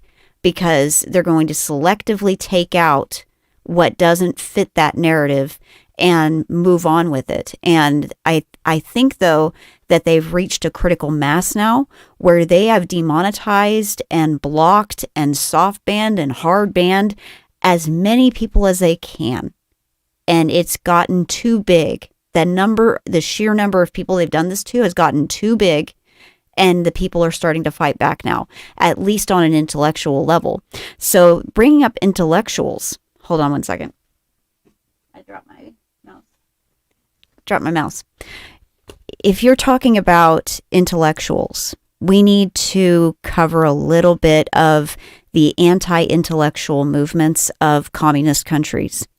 Anti-intellectualism is hostility to and mistrust of intellect, intellectuals, and intellectualism, commonly expressed as deprecation of education and philosophy, and the dismissal of art, literature, and science as impractical, politically motivated, and even contemptible human pursuits. So, in other words, us making a cute video, wear a mask, that's harmful. That's considered harmful to the collective. Because it's our opinion, and it's harmful. It's also considered spam. It's considered spam as well. And if you share it. Yep. Anti-intellectuals present themselves and are perceived as champions of common folk, populists against political and academic elitism, and tend to see educated people as a status class that dominates political discourse and higher education while being detached from the concerns of ordinary people. So, in other words, also, the fact that we are talking the way we talk about the moron virus and about, all of the things that Fauci has lied about and all of that, that's dangerous as well. Because, you may not have had people in your family that have died from the moron virus, but other people have. How dare you not take this seriously? Because this is what's happening to other people. It's building that. What were you calling it, Chris? Where it's a double standard and there's an oppressed class. Oh, it's and right an out of the oppressor Bolshevik Revolution playbook. We covered this in a previous show where we talked about the Bolshevik Revolution, and one of the main goals of a communist revolution, actually, color revolution is what it's actually called, is to create two classes of people. One class is the oppressed, the other is the oppressors. Right. The oppressed are anybody who's marginalized, who is for the communist revolution. The oppressors are anybody who is for the current republic, capitalism, et cetera, et cetera. And the oppressed can do no wrong. The oppressors, everything they do is wrong. That's why when we saw Kyle Rittenhouse defending himself after the video shows that he had a gun pulled on him first, he was still charged with murder because he was considered one of the oppressors. It's not based on actions, it's based on ideology, and we're watching it play out here in the United States. So another one is cult of ignorance. There's a cult of ignorance in the United States, and there always has been. The strain of anti-intellectualism has been a constant thread winding its way through our political and cultural life, nurtured by the false notion that democracy means my ignorance is just as good as your knowledge. Isaac Asimov, 1980. Such social resentment characterizes contemporary political discussions about the socio-political functions of mass communication, media, and science. That is, scientific facts, generally accepted by educated people throughout the world, are misrepresented as opinions in the U.S. See, they're twisting it, even in Wikipedia, talking about anti-intellectualism. They're twisting it around to make the bad guys the good guys and the good guys the bad guys. In their case, climate change scientists And global warming scientists are the intellectuals, and poor them, they're getting beat up and picked on by all of these horrible conspiracy theorists who are going to kill the planet with their doubts about climate change. Even though That's how they're doing it. the UN just reported, this is coming from the UN, and I want the fact checkers to fact check this here. Mm-hmm. The UN just reported that in the last 4 years, the United States has lowered its carbon emission more than it has in the last 20 years. And it no longer, this is a quote from the UN report, it no longer needs the Paris Climate Accord. Mm-hmm. It was just done. We just did it on our own Yep. without even thinking about it, by just running this country the right way. Mm-hmm. Exactly. Yeah, it has been. It was run beautifully. It really was.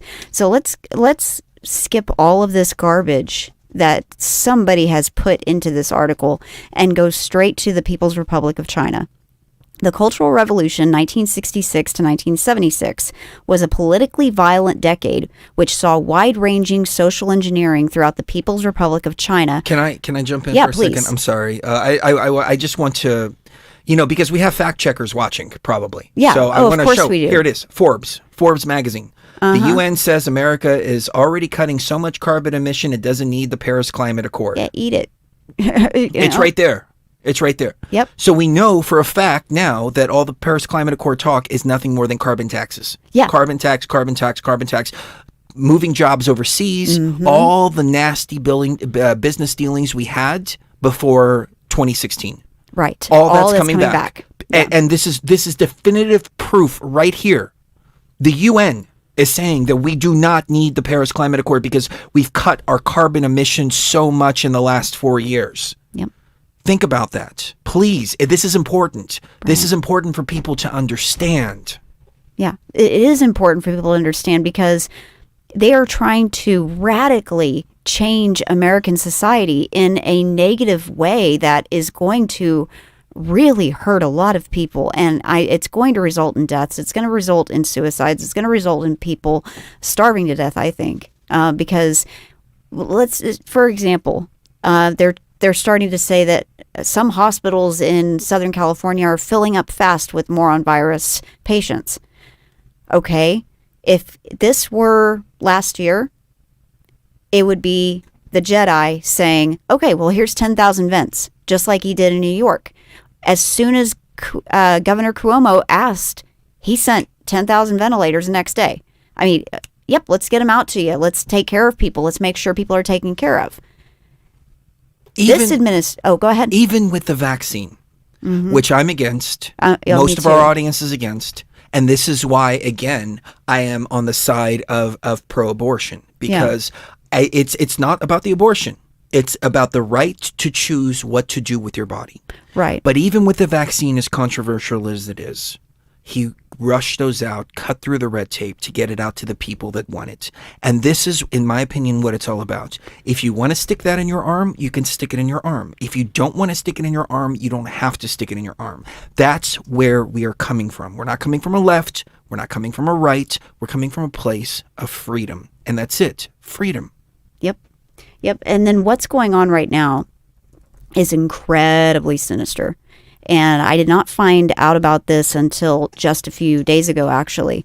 And I was having a procedure done, and there was this one nurse that was really, really just completely uncaring and hurt me, actually. And I felt like not only did he not care, it was also a matter of, oh, well, I can do whatever I want. So I started looking up, okay, well, can they do whatever they want? Apparently, most healthcare providers, and that includes everyone from the doctor who's treating you, the PA, the nurses, all of them, if they're working at a capacity of even being a float nurse because of the moron virus, they have something called civil liability immunity, which means they literally can do whatever they want. They can make tough decisions.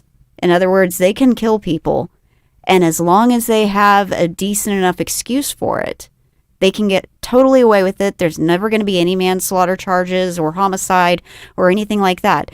When Hurricane Katrina happened, there was this huge case because there was this one hospital that they just refused to evacuate, and they made them wait like, I think it was 10 days, where they had patients in ICU that were not being evacuated. And a couple of the doctors got together and they killed these patients. They euthanized them. And it was a huge, huge case back in 2005, 2006, 2007. However, now they've taken care of that. So there is no liability now. As long as it's a float nurse or something like that, and it's connected to the virus, maintenance and everything, moron virus. They can do whatever they want. And whether under federal or state law, the key to successfully invoking civil immunity from COVID-19 related actions is the ability to establish that your business made reasonable and good faith efforts. And so they're doing this also with businesses, and what they're saying, instead of, let's send 10,000 vents. Let's do this. Let's do that. Let's help people. Let's make sure people are taken care of. What about all these antivirals? Let's get the hydroxychloroquine out to them. A $2 packet in India is what they give them for the moron virus. And apparently it works for them. So why is it that we can't do that here? There's a lot of money. Yeah, there's a lot of stuff going on in this country that is very, very sinister. And also in the UK, there are experiments that have come about that they've even done. They even did an experiment here in the United States. I think it was in New Mexico or Arizona. It had to do with Native American women. They kept them separated from their newborns for 3 days because they wanted to see if the babies would be infected with the moron virus because the mothers were infected or something like that. It was done deliberately to see to I don't even know what they were trying to do with that, but they kept women away from their babies for like 3 days. Can I share a story about the vet? Yeah, please. You can share the story about the vet if you want. No, please do. We took Bastet to the vet yesterday because her tummy's been hurting, and when we had the spaying done, there was something wrong with the stitches, and they had to go back in and do a second surgery on her to, she was allergic to the stitches or something like that. So her belly's been hurting. She's been getting diarrhea every once in a while. It doesn't happen all the time, but sometimes I'll pick her up by her belly and she'll yelp. Other times I can scratch her belly and pick her up with no problem. So it's intermittent. So we finally decided, let's take her to the vet. We've taken her to the vet a couple times over the last 8-9 months, and they've just checked her out. But we're like, let's get some ultrasounds. Let's get some x-rays and see what's going on here. And the vet said that it was a type of, do you remember what she called it? The virus that they can get? It started with an F. Filovirus or something like that. It's a feline virus that they can get in their stomach. And the vet said it's a coronavirus. And many people wouldn't have heard of the term coronavirus, but now everybody knows coronavirus. But unfortunately, there's no test for this type of coronavirus. And I was like, oh, really? For the feline coronavirus. Right. And we're not talking about COVID-19. We're talking about a different kind of coronavirus, because coronavirus has been around since the 1940s. Oh, yeah. It's nothing new. SARS was a coronavirus. Right. There was a coronavirus outbreak back in 2006, 2007, whenever the SARS things happened, maybe 2002, 2003, I don't remember. COVID-19 is SARS-CoV-2. Yeah. COVID-19 is a cousin of SARS. But she told us that for this type of kitty coronavirus, for the cats, there is no test. And I'm like, oh, that's interesting. That's interesting that there's no test. Yeah. Now they have anal swabs. Have you seen the video of the Chinese demonstrating with a dummy what they're doing? I have. It's really sick. Anal it's sick. swabs. Well, along with double masking, I mean, it's getting silly now. Now it's turning into a cartoon or some kind of Last Man on Earth type of show where everybody's laughing. Well, if I can interject with this, we watched The Stand yesterday. and we watched all 6 hours, and I was kind of hooked to it.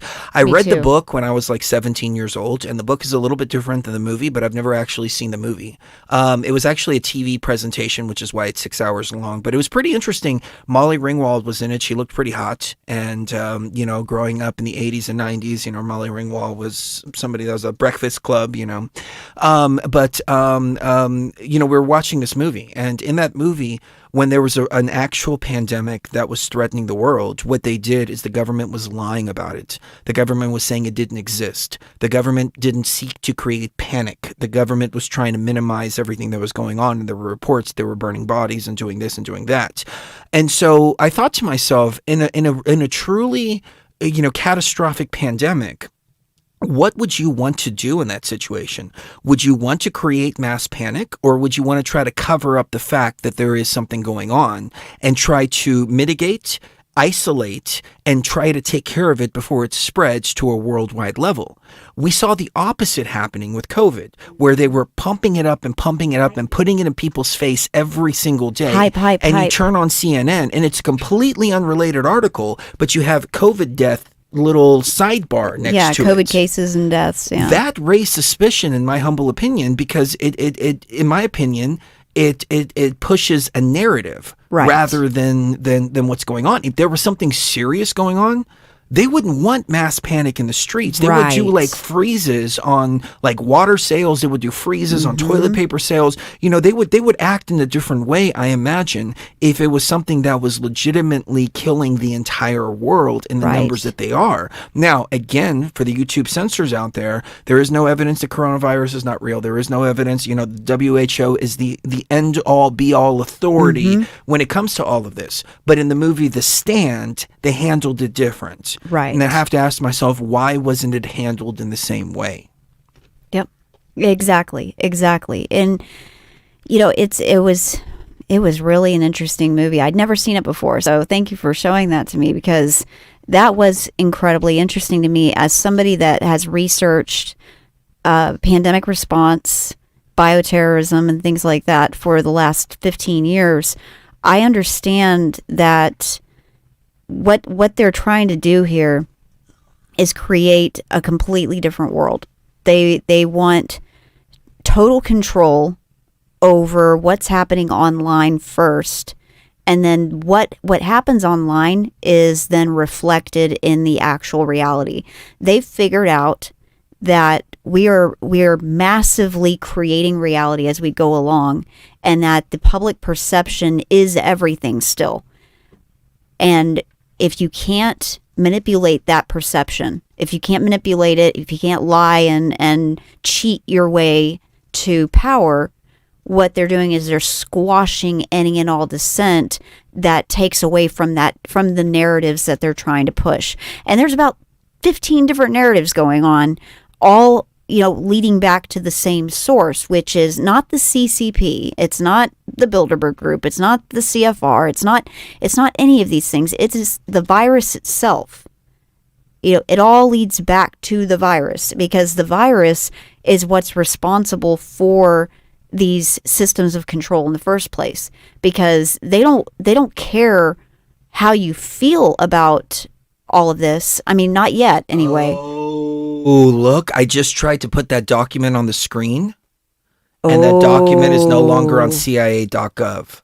Oh, you're kidding. No, that document is no longer. We downloaded it, right? I don't know if we downloaded it, but I know for a fact on this particular show, we read it right off of Oh, my CIA.gov, and we went through every single piece of it. Oh, well, it's still there, and we still have that. You know, that document is, oh, look at me with my dorky glasses. Wow, that was a long time ago. LASIK surgery. But no, it's there. I have a copy of this video too, so if it gets deleted. But no, the link to CIA.gov, that document no longer exists. But the document was about the Monroe Institute, and about how basically we manifest reality through our collective consciousness, and they know this, and they can manipulate it right off of CIA.gov. I'm so glad now in hindsight, because I was thinking, man, this show was long. It was 5 hours long, but we went through every piece of that document, and I'm glad we did, because that document has disappeared now from CIA.gov. Wow, that's incredible. Maybe we should find. I think we had to have downloaded that. Let's find it and go and do another show on it. This time with the knowledge of the knowledge of everything we've learned since, plus the knowledge that this is now banned material. This is we read it word for word. In that we read video, it word ladies for and word. gentlemen. That's I'm so great. glad we did. It took 5 hours, but it was I'm worth so it. glad we did. Now that it's gone, it was worth it because people need to understand that these are not just intelligence agencies. They are mind controllers. At the heart of what they do, they are all about mind control. The secret space program, I do not think it has to do with elements that are outside of our atmosphere. I think it has to do with what's inside of here. I think it does. I think it has to do with the secret spaces inside of our minds that they want to burrow in deep and create reality, hijacking our collective ability to create reality and force create a reality that's literally like a hell on earth type of situation. Going back to this article about the Cultural Revolution and what they did, because there are so many parallels here. You need to see this. After several national policy crises during which Mao Zedong. Oh, you know what? And they're probably going to remove it. I'm sorry. That's okay. I hate to keep interrupting you, and I know people have been very critical of me doing that, but I want to point this out, ladies and gentlemen. Please do. If you go to that video, there's a link in that video. The video is called Leaked CIA Document Reveals Telepathy, Manifestation, Reality, Consciousness, and More Full Video. It's on our channel.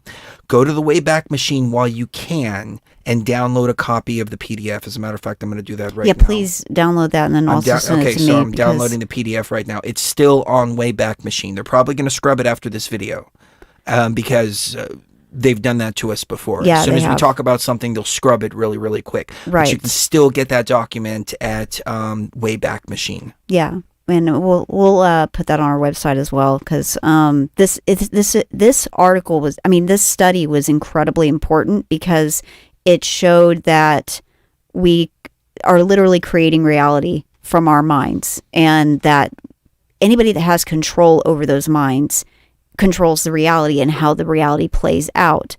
I've got an article here that I want to go over here in a second called Reflections on Administrative Evil, Belief, and Justification in the Khmer Rouge, Cambodia.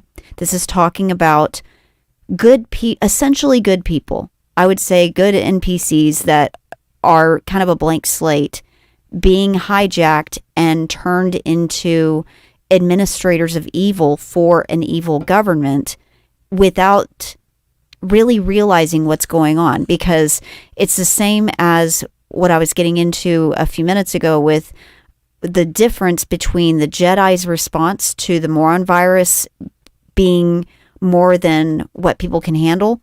He sends vents. Do you know what this administration is sending? Ventilators. Yeah, he sends ventilators. This administration sends edicts to make tough decisions. Oh, sorry, you're going to have to make tough decisions then. If you've got people that are more sick than other people and they're probably not going to survive, you need to make the decision to withhold care from certain people and reroute that care to people that are useful, that are still useful. In other words, they're going to get better and then they're going to go back to work, i.e. they're going to become taxpayers again. They're going to be human capital that can be used again. And if they can't, or if they're, God forbid you're on retirement, or SSI, SSDI, those kinds of things, you're going to be overlooked pretty soon. It's going to turn into that situation. And what they're doing too with the social media is they're creating a social credit system that also takes into account your viewpoints on all of these measures that have been taken. And if your viewpoints on all these measures are negative, then you're going to go to lower on the list if there is a situation where you're deadly ill and it's a choice between helping you and helping someone else who hasn't been critical of these measures. They're going to get the care and you're not going to get the care. That's the kind of decisions, tough decisions that they're making now.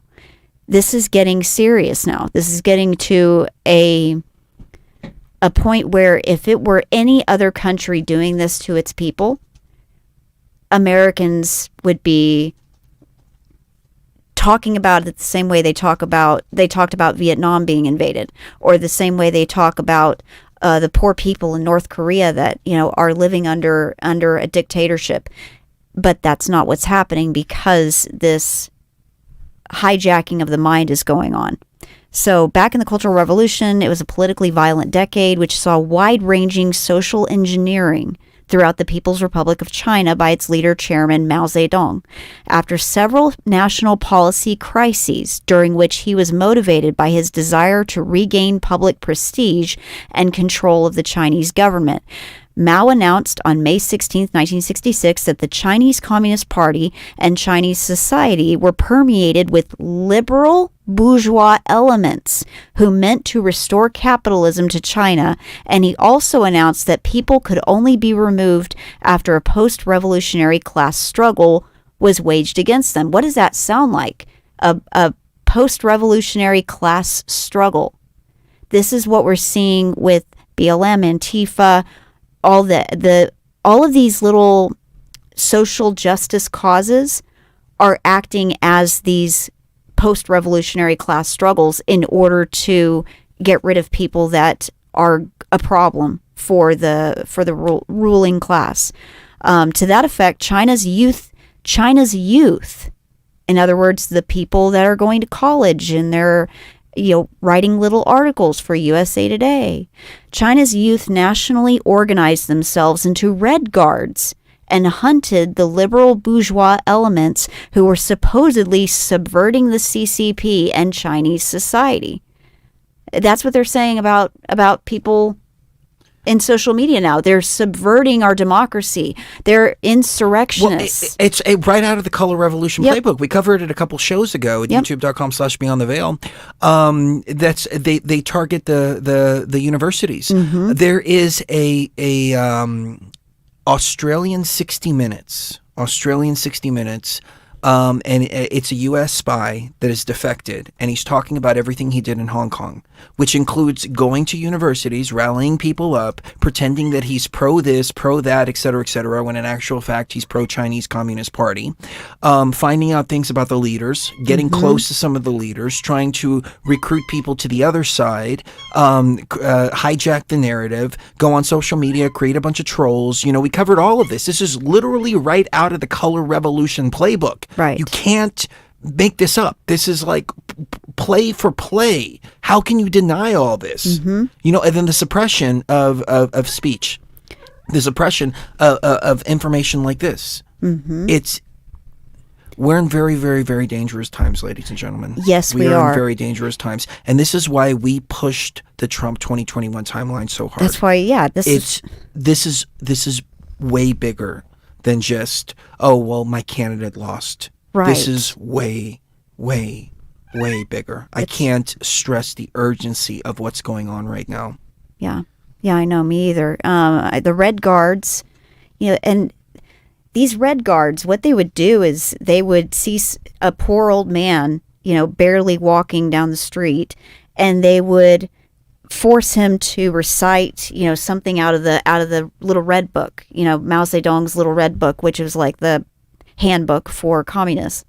And if he couldn't recite it, they were able to beat that person, and they would beat up people that didn't know what the red book, you know, chapter 5, you know, verse 4 meant.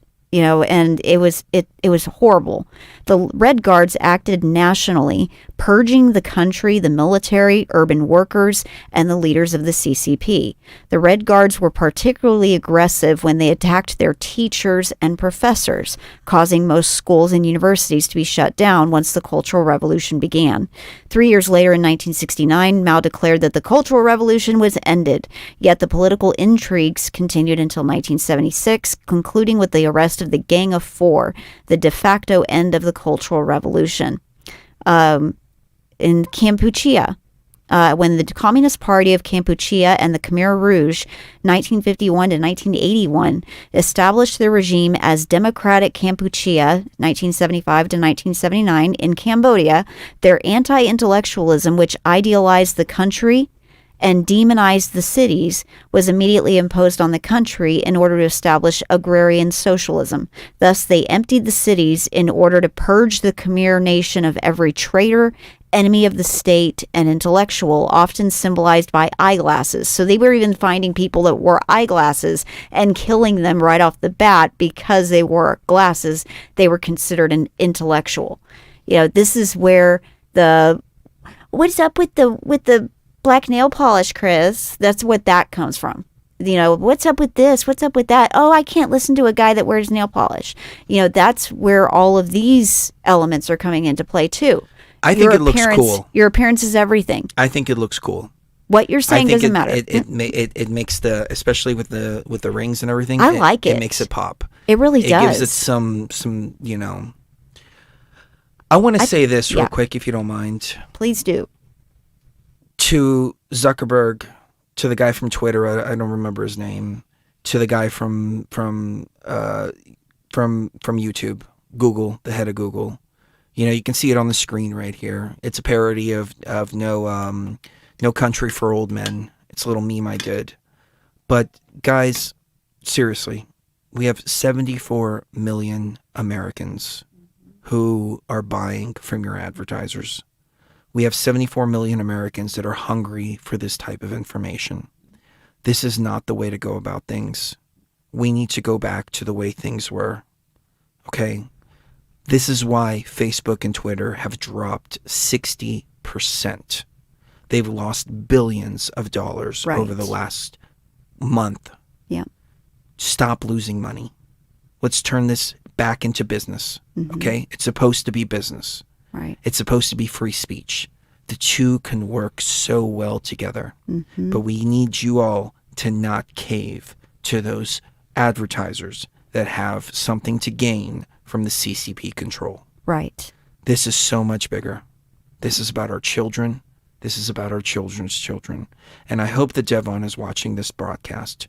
And I hope that Devon really considers what she's doing and speaks to others who are doing the same.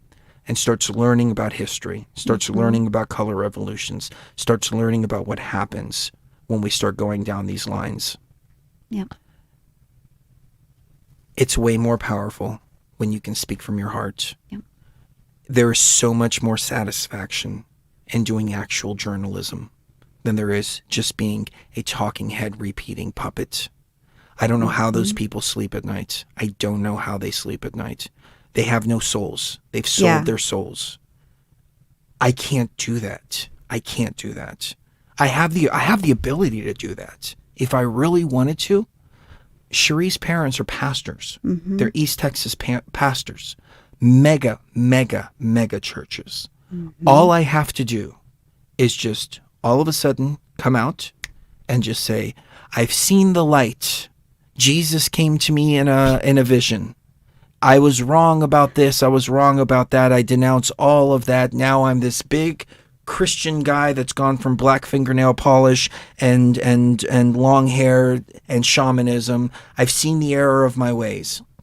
And I assure you, all those people would boost us up to where we had 10 million subscribers on YouTube. Oh, yeah. But I can't do that. I can't do that. I can't tear this out. I can't tear the heart out. You're going to come to that point to where you make that decision too. All you fact checkers out there, all you mainstream media pundits, all of you, you're going to come to that point and you're going to ask yourselves, can I tear my heart out? And I hope that the answer is no, you can't. Me too, because this is an incredible article that was written back in 2013, Reflections on Administrative Evil, Belief, and Justification in Khmer Rouge, Cambodia.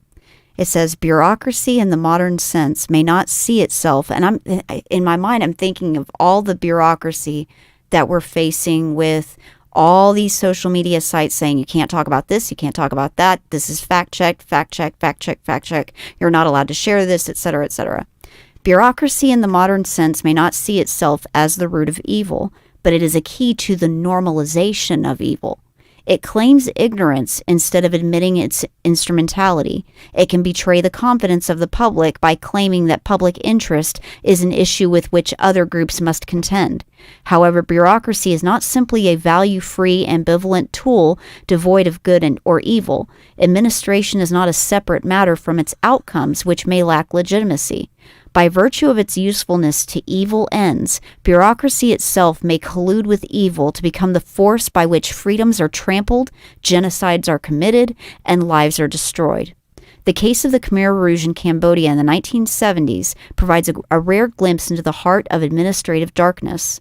This case has been taken up by Adams and Balfour in discussing a movie that depicted Tuol Sleng, also known as S-21, a former high school that was used as a prison in which atrocities were committed. The cruel work of Pol Pot and his compatriots was extreme in its scope. A conservative estimate is that about 20% of the nation's population was killed in purges. 20%. That's millions upon millions of people. The approach was also unapologetically and coldly methodical, with a strong emphasis on bureaucratic paperwork, adherence to orderly process to realize official policy, and the perpetuation of an instrumental hierarchy occupied first by revolutionaries and then eventually by children. One definition of the ideal of public administration, a clear and rational bureaucracy operating in an orderly and efficient fashion, subverted striving for a fair and just society. The reference to the film seems limited to the giving of orders by revolutionary leadership and the culpability of the officers that ran the prison in committing evil. There is nevertheless an opportunity to further evaluate the broader case in light of administrative evil. In this article, the idea of administrative evil is applied in the historical context of the Cambodian genocide. The case presents an opportunity to review the implications of belief. The implications of belief made manifest through administrative action. So it's not belief based on evidence. It's belief based on administrative action. So if an administrative action says, yes, this is real, yes, you must do this, yes, this protects, yes, this is law, then it becomes the belief rather than evidence leading It's people. right out of 1984. Yep. If I can go back to that previous thought here for a second, I hope I'm not interrupting Please, too no, much. you're fine. You know, I mean, really, like, Cherie's grandparents are very, very, very well connected. Influential, yeah. We could totally change our image. We could totally come out and just be so overwhelmingly successful in what we're doing. No shadow banning, featured on the front page of YouTube, featured on the front page of everywhere. All the connections that we have within her family could raise us up to levels that are bigger than Alex Jones, that are bigger than any of this conspiracy theory stuff, and it could be done just like that. Right. But we couldn't live with ourselves if we did. No, not even a day. Not even a day. No. And the opportunity has been dangling in front of us for our entire journey. But you know what I found, though? I found that I didn't gain the respect of her grandparents until we stuck with our hearts and speak from our hearts. Then I actually gained their respect. Right. So I think it goes to show that you're not respected when you're not speaking from your heart. Yep. You're more respected when you're speaking from your heart in the face of all opposition. Regardless of whether you're right or wrong about what you're saying, if you're saying it from here, I think people respect that. Yeah, they do. And this is why you have the Ted Haggards, you have all of these people with these mega churches, you have all of that. Sure, they have millions of dollars. They have private jets. They have all that. But they don't have the respect of the people. They have morons that follow them, and that's it. But there's no respect there. And if I can go back to my Italian bloodline, it's all about respect. Respect, self-pride is what it's all about. It's about being you and never being ashamed of who you are. And there's nothing. I was thinking about this the other day. I was like, what can we do on YouTube as a secondary channel to Beyond the Veil that we could monetize it and grow really, really, really big? What can we do? They have banned everything Yep. that is Christgeo Yep. and Sharigio. They have banned the 9/11 truth stuff. They have banned the COVID stuff. They have banned the election stuff. They suppress spirituality. They have banned ayahuasca. They have banned literally everything that I am. Yep. Everything that I am. And at the very core of it, they've banned freedom. How can I change that? I can't change it about myself. I can, like I said, I can create a secondary channel to do something completely, totally unrelated. And I've thought about that just for revenue generation and not having anything to do with spirituality, news, or anything like that. But I can't think of anything. Me either. Even my music has truth in it. Yeah. That's just who I am. It permeates everything that we are. That's who I am. Yeah. I mean, I don't play video games. Video game reviews are really, really, really big right now. Yeah. I have nothing to offer the world except for truth and consciousness evolution and elevation. Yeah. And they've banned that. Please continue. And I'm sorry That's if I'm horrible. interrupting too much. It's just this is so much bigger than just politics. It's so Right. much bigger than just shadow banning. It's trying to eliminate a huge part of consciousness and a huge part of the very foundation of what it is to be human, not just Thank you. American, but what it is to be human. Life, liberty, and the pursuit of happiness. Those aren't just American ideologies. It just happens to be written in the Declaration of Independence. But these are all things that are embedded in each and every one of our hearts. And they're trying to eliminate what it is to be human. It's horrible. This is, and they're following a playbook at word for word. It says, we find that in Cambodia, a universal sense of ethical action in the public service collapsed against a backdrop of a society driven by paranoia and fear, i.e., COVID. How belief is translated into an assumption of blamelessness for the public sector has great significance for applications of administrative evil beyond the historical interest of the case. Bureaucracy is itself capable of great malevolence in a way we ultimately become powerless to stop or perhaps even fully understand. Recognizing that supposed value-free efficiencies can lead to evil ends may not be enough to prevent such behavior.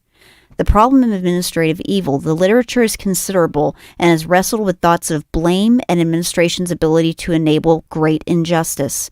Adams and Balfour, 1998 and 2009, are credited with beginning the broad discussion of administrative evil in the context of public management circles, providing a basic definition of evil, knowingly and deliberately inflicting pain and suffering on other human beings, and applying the concept as perpetrating evil through administrative structure, perhaps while thinking one is doing what is right and just and lacking intent to commit evil.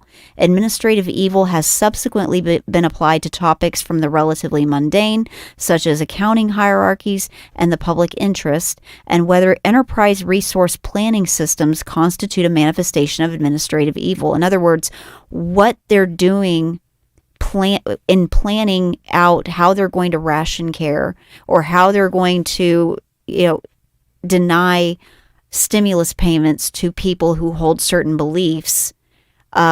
Things like that are what they're talking about there. Throughout human history, there have been instances of dehumanization, hatred against whole populations, and genocide. Aside from laying blame with those that lead such movements, administrative evil is responsible for empowering and enabling a regime to accomplish such ends. Administrative evil is sinister. It lurks in the shadows and under the surface of organizational action, masquerading in various shades of banality. The administrator might think that he or she is doing the right thing, and unwittingly be aiding an overwhelmingly harmful, evil societal process. It is like tasing someone for not wearing a mask. It is dangerous because it's relatively easy for even a well-intentioned public administrator to fall into this trap that underlies public administration's dual nature. The fact that the actor does not recognize that he or she is doing anything wrong does not excuse or explain the thoughtlessness of the evil being committed. Through cover of organizations and chains of command, perhaps the administrator dissociates himself or herself from his or her real responsibilities to society. There is a potential for administration to be utilized as a blunt instrument to bring about societal change, like right now. Can we? If you don't mind me saying it. Yeah, please. In my opinion, the information is a little bit too detailed. Yeah. Okay. Can we Wrap it up? no, not wrap it up, but we really need to get to the point to where who these fact checkers are and who they work for. Yes. So can we skip to that? Yeah, is there any more on that you wanted to cover, though? No, just the fact that this is following the playbook so heavily. No, I know. I think we've driven the point home, though. Okay. Successfully. I really want to get to who these fact checkers are, because these fact checkers are all liberals. They're supposed to be independent people, and they're supposed to come out as what happened is in 2016. There was a group of people called the International Fact-Checking Organization or something like that. I think you have all those notes. If you don't, please let me know.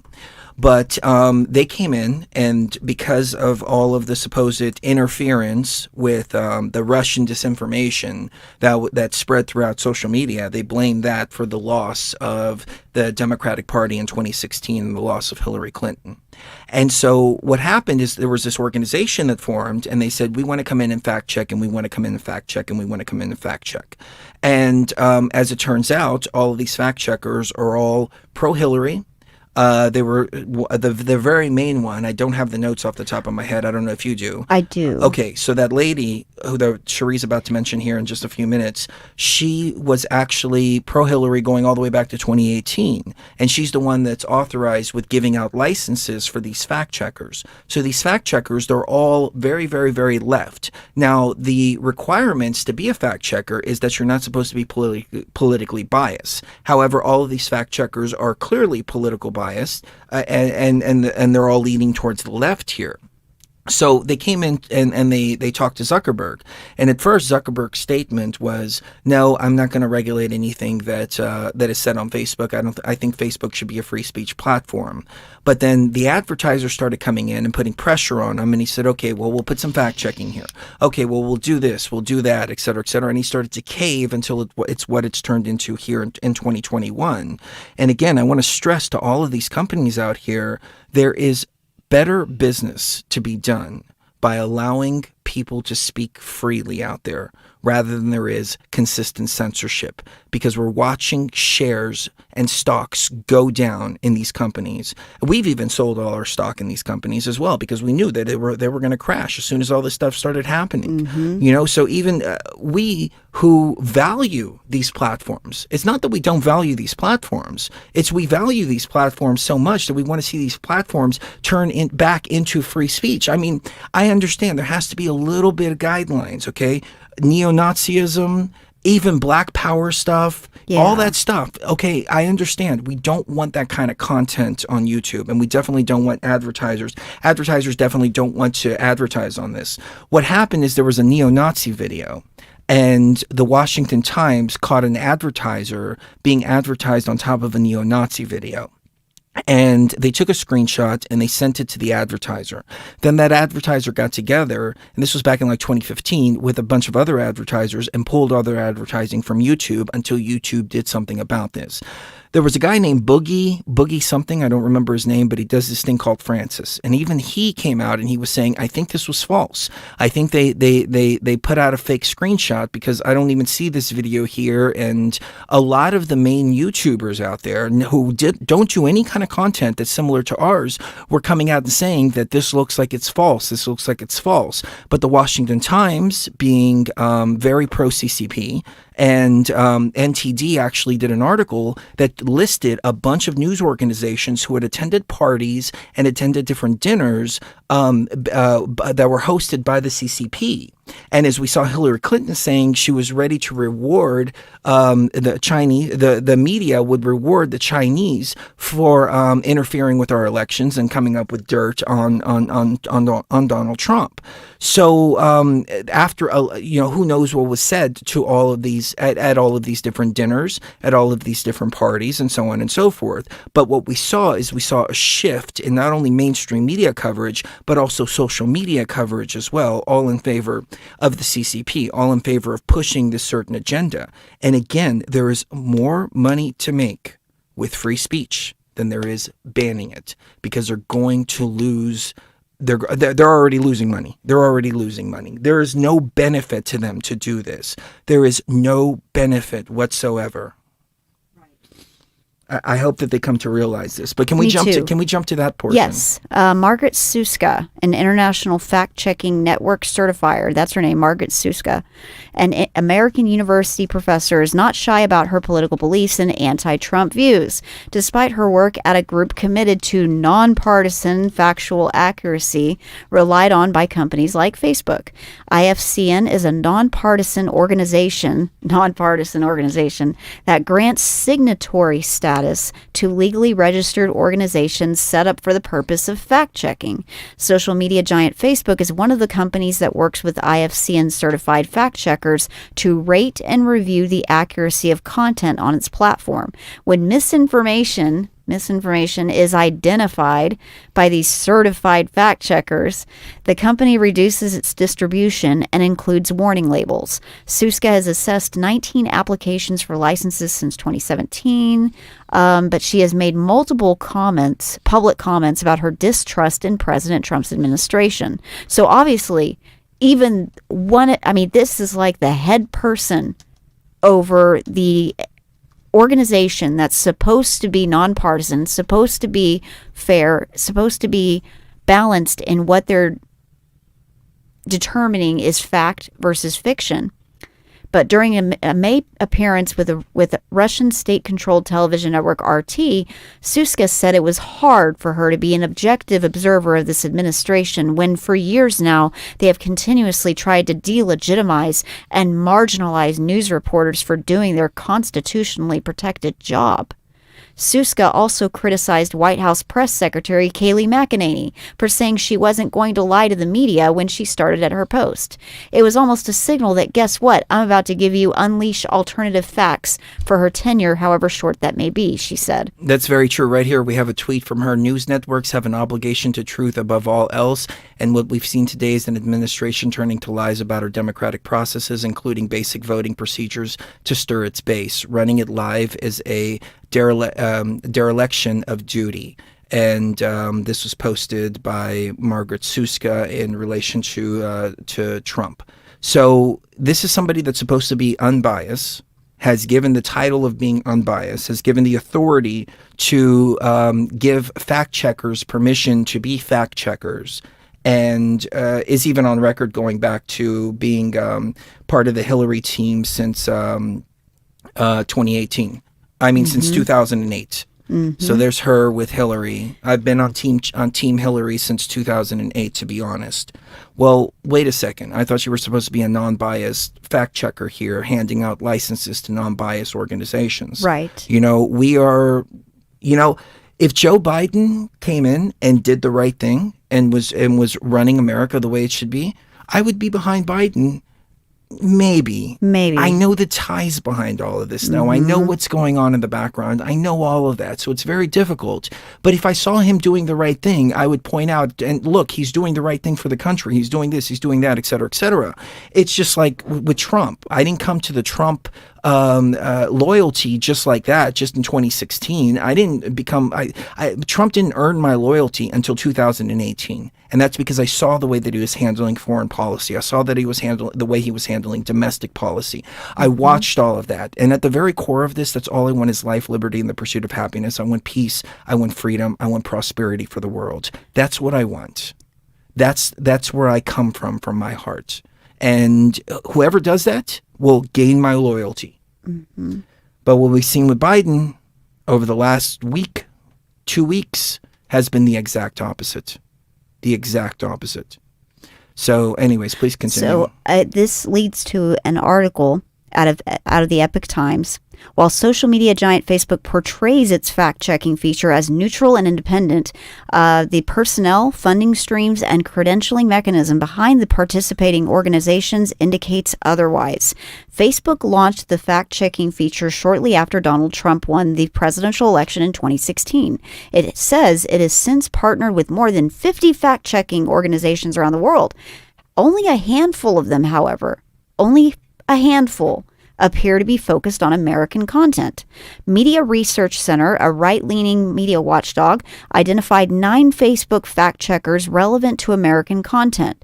Reuters, USA Today, Lead Stories, Check Your Fact, factcheck.org, PolitiFact, Science Feedback, the Associated Press, and AFP Fact Check. Only one of the organizations has a right-leaning background, the Daily Caller's Check Your Fact. Facebook did not respond to a request for further information, such as its full list of fact-checkers and how much Facebook is paying them for their service. Some of the fact-checkers have indicated they are getting paid by Facebook. Posts flagged as false by the partners not only get furnished with a warning label and a link to the fact check, but are also throttled on the platform, meaning Facebook significantly reduces the number of people who see it. The fact checks have been a matter of controversy. In 2019, they throttled the page of anti-abortion group Live Action after 2 of its videos made a claim labeled false by one of the fact checkers. It later turned out that the fact checker relied on comments by 2 abortionists. In response, the American Association of Pro-Life Obstetricians and Gynecologists issued a letter saying the videos were justified in saying that abortion is never medically necessary. Facebook recently positioned itself as a major and unprecedented influence in the lead up to the 2020 presidential election after its CEO, Mark Zuckerberg, announced new election-related content rules, a $300 million donation to local election offices, and a drive to help 4 million people register to vote this year. Some experts have already started to raise alarm on Facebook's influence on the election process. So who checks the checkers? What gets fact-checked is determined by Facebook based on signals like feedback from people on Facebook, but the partners can also fact-check whatever they want. Facebook fact-checkers need to be certified by the International Fact-Checking Network, IFCN. Facebook describes the organization as nonpartisan, but that doesn't tell the whole story. The IFCN was set up by Pointer, a journalism nonprofit, and in 2019 was almost entirely funded by eBay founder Pierre Omidyar, a major Democrat donor, as well as Google and progressive billionaire George Soros. Facebook is also listed as one of the previous donors. Who gets certified and who doesn't is decided by IFCN's 7-member advisory board made up of representatives of fact-checking organizations, one from Africa, one from Bosnia and Herzegovina. I don't know how to say that. Sorry, guys. One from Spain, one from India, one from Latin America, and 2 from the United States. The 2 Americans seem to be the only ones with experience covering U.S. political news. One is Glenn Kessler, former foreign policy reporter and now the head of the fact-checking feature at the Washington Post. Kessler and his team recently published a book called Donald Trump and His Assault on Truth. The other American is Angie Drobnik-Holan, editor-in-chief at PolitiFact, which is owned by Pointer. IFCN director Baybars Orsek assured the Epoch Times that board members recuse themselves from voting and deliberations on certifications for organizations they hold major positions in. So we just have to let them police themselves. And the problem is that there's no accountability. There's no accountability whatsoever. So you saw they did a hit piece on me. They at least included the one statement I wanted to get out there, which was people have lost trust in the mainstream media. I commend Devin for that. I do. But it just goes to show when the fact checks are complete misinformation themselves, there's no recourse for this. You can't even appeal to Facebook and say, well, here's evidence of this and this and this and this and this, et cetera. And then it's come to the point where even opinions, as I put out there, and I was very clear in that video, this is my opinion, this is what I heard. I even said on January 20th, my mindset was, well, we have Biden, let's move forward. And then we got a bunch of callers whose information I also had to consider. You're not even allowed to say that without it being checked as fact check. Now, what happens, as you said, is that pages with a bunch of fact check stuff, then they start to lose reach. And so they're suppressing all of this. And so it's like, if you want independent fact checkers, well, they need to be independent, not liberal people that have an agenda. I mean, why don't we get I was going to do this test earlier on Facebook, ladies and gentlemen, and I was going to use it as part of the show. The problem is I didn't want to turn off people for my page on Facebook. But what I was going to put out there is that Donald Trump has been arrested and that he's on his way to Guantanamo Bay. And I was going to make a short little video about this, and I was going to put it out there to see if the Facebook fact checkers would fact check it. I didn't, though, but I wanted to use it as an example to show that they're not going to fact check something like that. They're just going to let it go. But if it's truth about something important or postulation or speculation, they're going to come in and they're going to fact check it. So I wanted to show their bias with that post. I didn't, though, because I didn't want people to misunderstand the context of it. Well, and somebody just mentioned Paula Levitt, thank you, in the Facebook chat. IFCN is a project of the Poynter Institute, who receives money from Google, Bill and Melinda Gates Foundation, Carnegie, and others. This institute teaches and orientates the youth in how to vote, and also make courses on how to become fact checkers. How to become a fact checker. You know, don't believe anything they say, number one. And then number two is just fall back on whatever we told you was the truth. Whatever we told you. Yeah, at the end of the day, people don't want this. Yeah. People don't want it. They don't want to be told. They're it's bad business. Yeah. It's bad business practices. And we're seeing it in the stock market. We're seeing it in the stock market. Oh, yeah, we are. Yeah, we are. This whole GameStop thing, it was the little guy basically taking down Goliath, and their immediate reaction was to, shut down the little guy. Well, when Elon Musk posted invest in Bitcoin, all of a sudden Bitcoin trading came to a stop. Right. We weren't allowed to buy it. Yeah. Yeah. I mean, the game's rigged. And the game wasn't rigged from 2016 to 2020, which is why we did so well. Exactly. And that's all we want. We just want a fair system. Right. We just want it to be free and fair. We want capitalism. We don't want crony capitalism.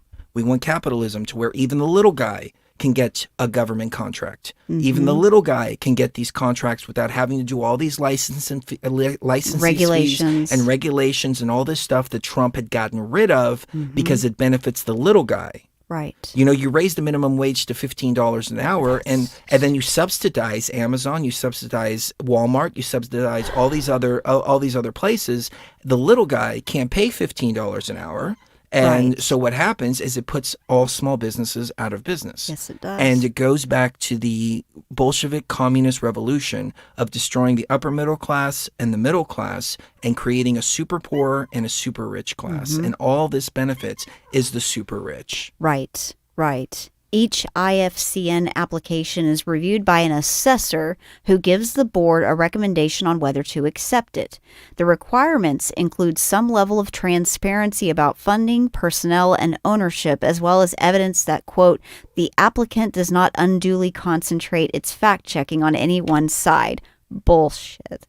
Review of the applications reveals that virtually all American-based fact-checkers have been assessed by 3 people: Michael Wagner, Margaret Suska, and Steve Fox. Fox, the least prolific with 5 assessments under his belt, is a former web editor at the Washington Post. Before that, he was a sports writer. Now he teaches journalism at the University of Massachusetts Amherst. He didn't immediately respond to a request for comment. Suska, assistant professor of communications at American University, has done 14 assessments, including for the AP, the Washington Post, and Lead Stories. Lead Stories was started in 2015 by Belgian tech whiz Martin Schenk, CNN veteran Alan Duke, and 2 lawyers from Florida and Colorado. It listed operating expenses of less than $50,000 in 2017, but had expanded 7-fold by 2019, largely thanks to the more than $460,000 Facebook paid it for fact-checking services in 2018 and 2019. The company took on more than a dozen staffers, about half of them CNN alumni. Yeah, that's so fair. That's so balanced. In January, Lead Stories wrote some 150 Facebook fact checks, almost 3 times the output of other fact checkers, reported MRC, which pointed out that the organization checked right-leaning content 4 times more often than left-leaning content. But Suska found it fully compliant in her 2019 assessment, saying that some of its work could serve as models for other sites attempting to launch fact-checking sites or to explain current fact-checking work.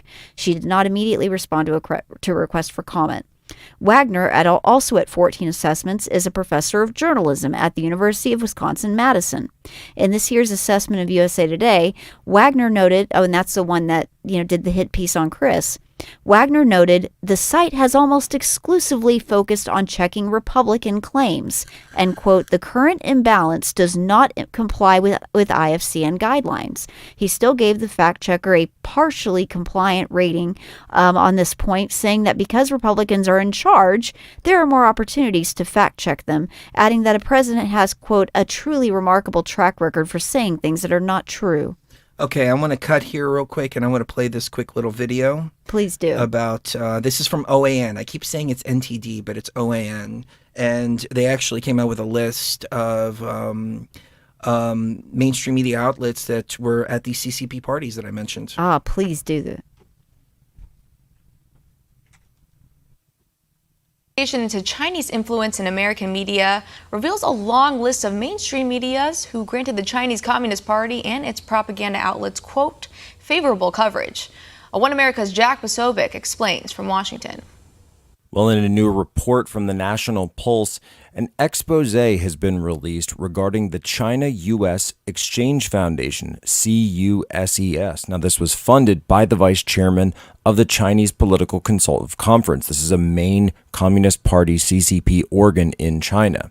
It was later identified as a component of the Chinese Communist Party's United Workfront, their information operations around the world.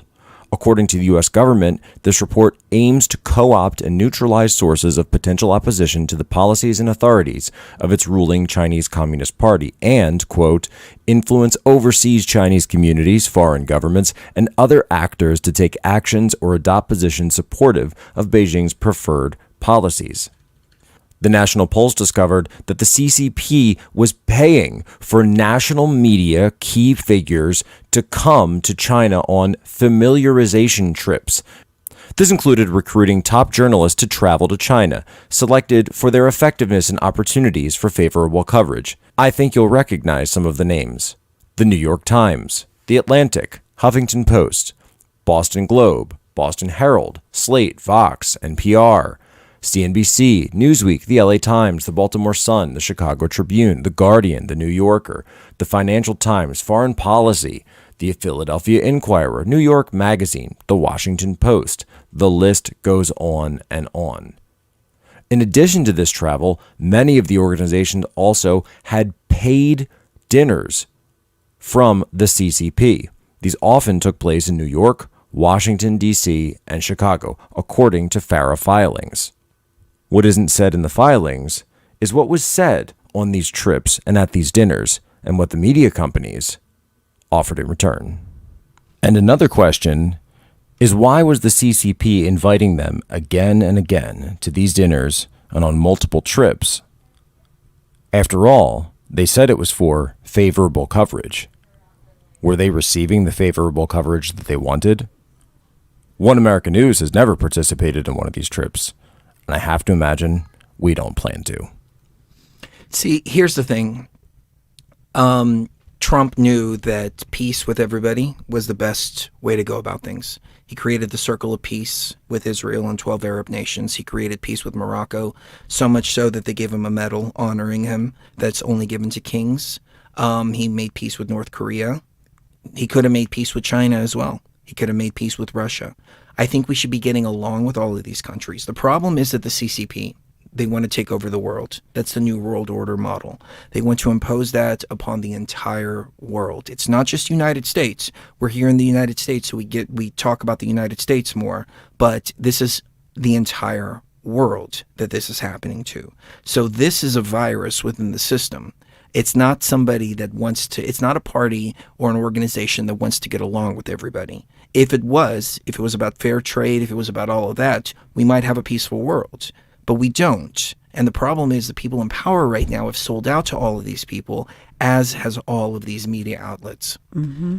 Please proceed, Sheree. Well, I was looking at what I've got here. I've got about 100 different tabs open on my computer right now. I know. There's this one guy, and he on Twitter, and he said, and he reposted that hit piece on you, and he said, QAnon believers are convinced that Joe Biden's inauguration was somehow a hoax. Devon's link went through the conspiracy theories in this very comprehensive debunk. It wasn't comprehensive at all, and we just went through how it wasn't comprehensive. You know, these fact checkers are so devoid of integrity that it makes me sick. This Matt Brown guy is actually a White House reporter for USA Today. He's an alumni of Politico, New York American News, Dartmouth. He went to Dartmouth.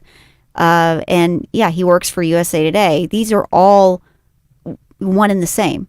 You know, these are all people echo chambering their own narrative, hoping that it catches on and that people believe this, but they're not. That's the saddest part about all this, and that's why we're saying that these advertisers should stop doing this, because the big tech companies should stop bowing to the advertisers, because it's not working. People are not going to buy products if they're silenced on these social media sites. They're just not. They're not going to want to participate. Yeah, I mean, I've already stopped drinking Starbucks coffee. Yeah, exactly. We stopped. I don't drink Pepsi at all. We don't drink. You know, we go to a restaurant and they say, "Is Pepsi okay?" And I'm like, "Well, do I have a choice?" But short of that, it's like, you know, we don't buy from these advertisers. Right. But what we really need is we need a list of all of these advertisers that are pushing for this. Mm-hmm. And then we need the 76 million Americans to stand up and say, okay, you want to do this? We're not going to buy from you. Simple as that. Boycott all of them. Simple as that. Yeah. And then Google, Facebook, and YouTube, who I don't think are as evil as we believe them to be, or evil as they're acting.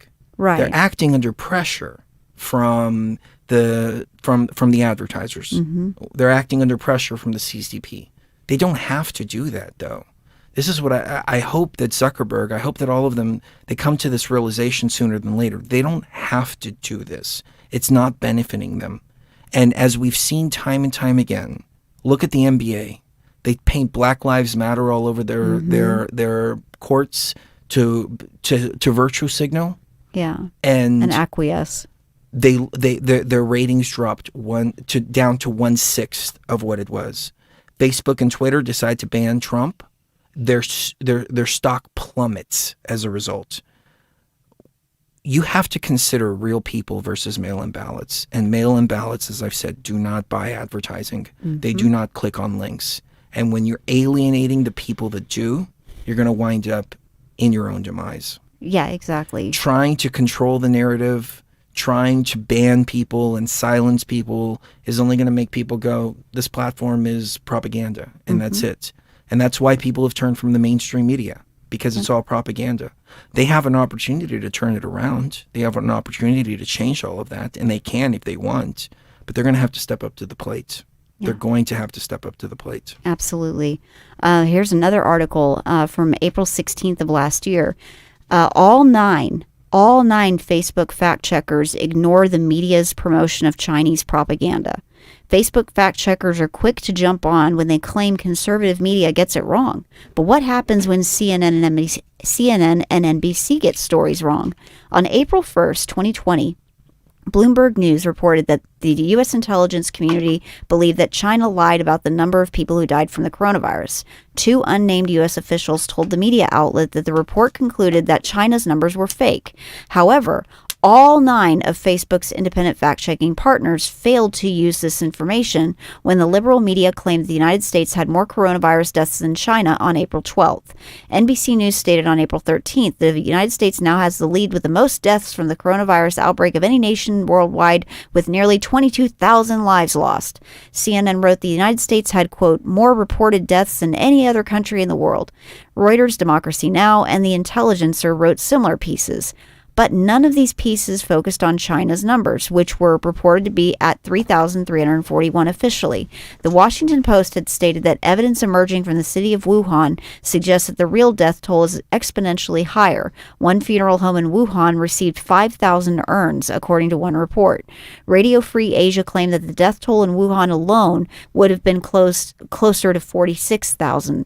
The Associated Press said that exactly how many died from the coronavirus may never be known. The New York Times wrote on April 3rd that the CIA has warned the White House for weeks that China vastly understated its epidemic. The Chinese government has been attempting to, quote, control the narrative.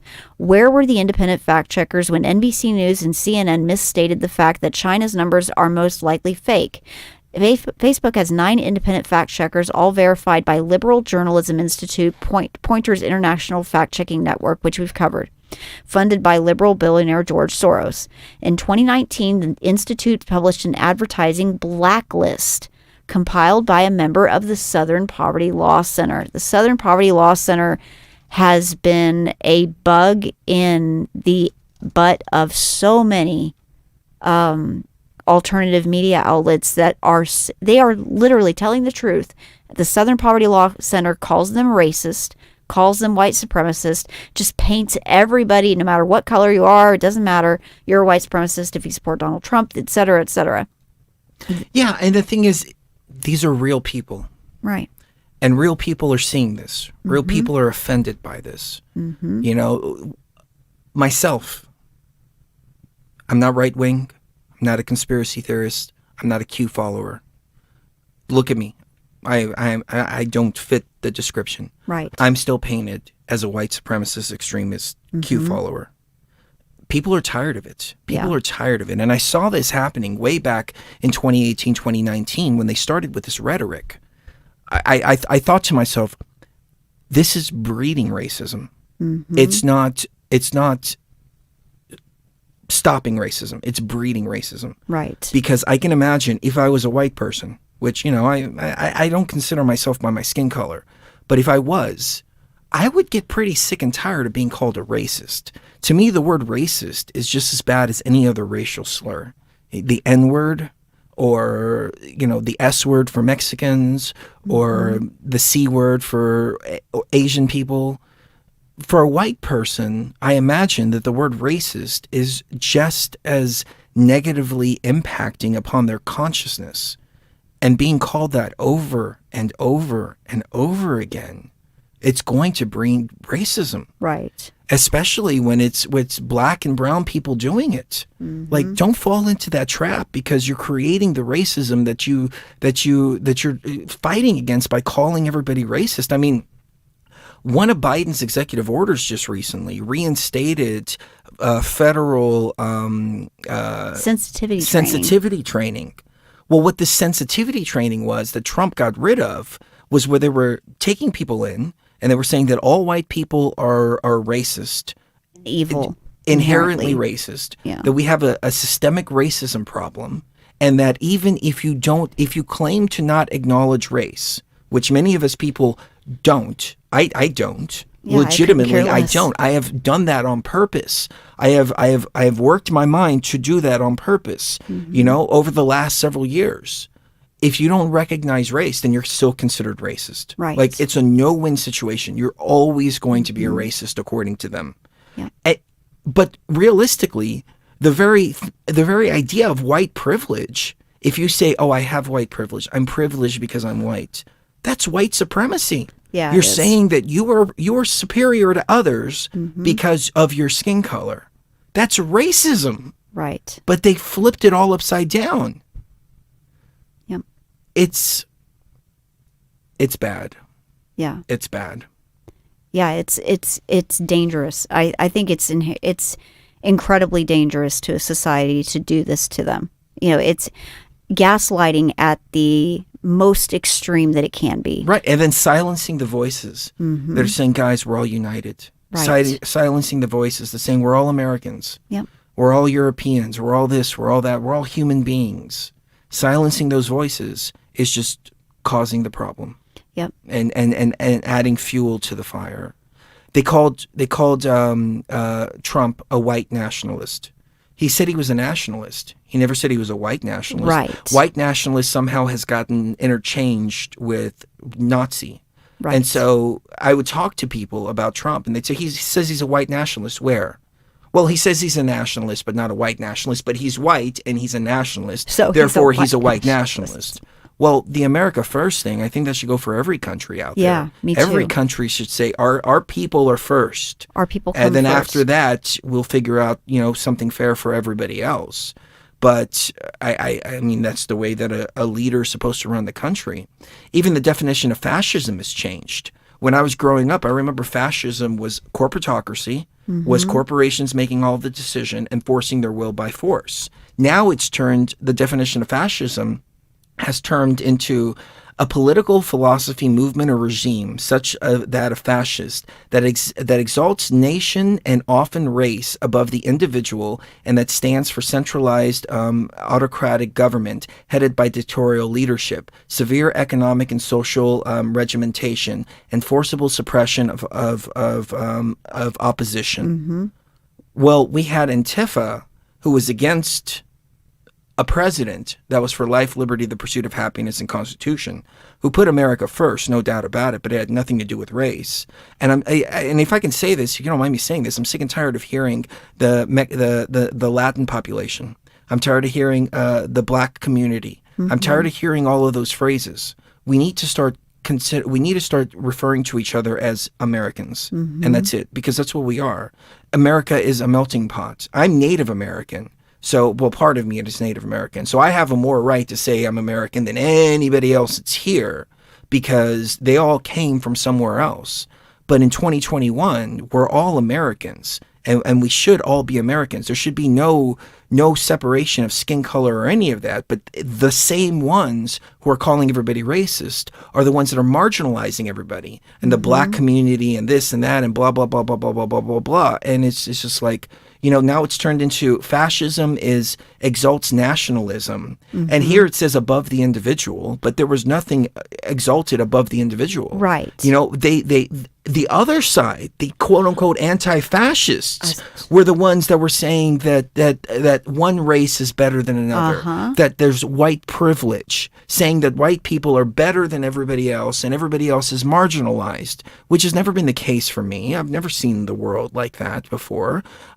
There might be some backwoods hillbillies that think like that. Sure, you're never going to be able to get rid of those type of ideologies, but you have the same in every kind of culture. You have black power people walking around all over the place, and it's just like, hey, guys, we're all American here, and that's what it should come down to. Now, the anti-fascists who claim to be anti-fascists, we're seeing fascism at its finest, the forcible suppression of opposition. What is also this censorship going on? It's the forcible suppression of opposition. Exactly. The Antifa, the anti-fascists, were the fascist ones trying to bring in a fascist regime. And that's exactly what they did. Yep, exactly. I was just looking at the definition of fascism in Webster's dictionary is radically different than the definition of fascism according to Google and according to Wikipedia. Fascism, like you said, in Merriam-Webster, it's a political philosophy, movement, or regime that exalts nation and often race above the individual, etc. If you look at the Google definition of fascism, it says a form of far-right, authoritarian ultranationalism. So in other words, they are obliterating any possibility, ideologically, they want to obliterate any possibility that you'll connect what's going on right now to fascism. Because that is exactly what it is. What they're doing right now is it's not ultranationalism, it's no nationalism. It is fascism for a world government. That's what they're practicing. Fascism for a world government where you don't matter and your country doesn't matter. And the only thing that matters is the collective, the broad collective of everybody in this entire world, which you have to pay for because you're an American. If you're not a fascist, then you're a fascist.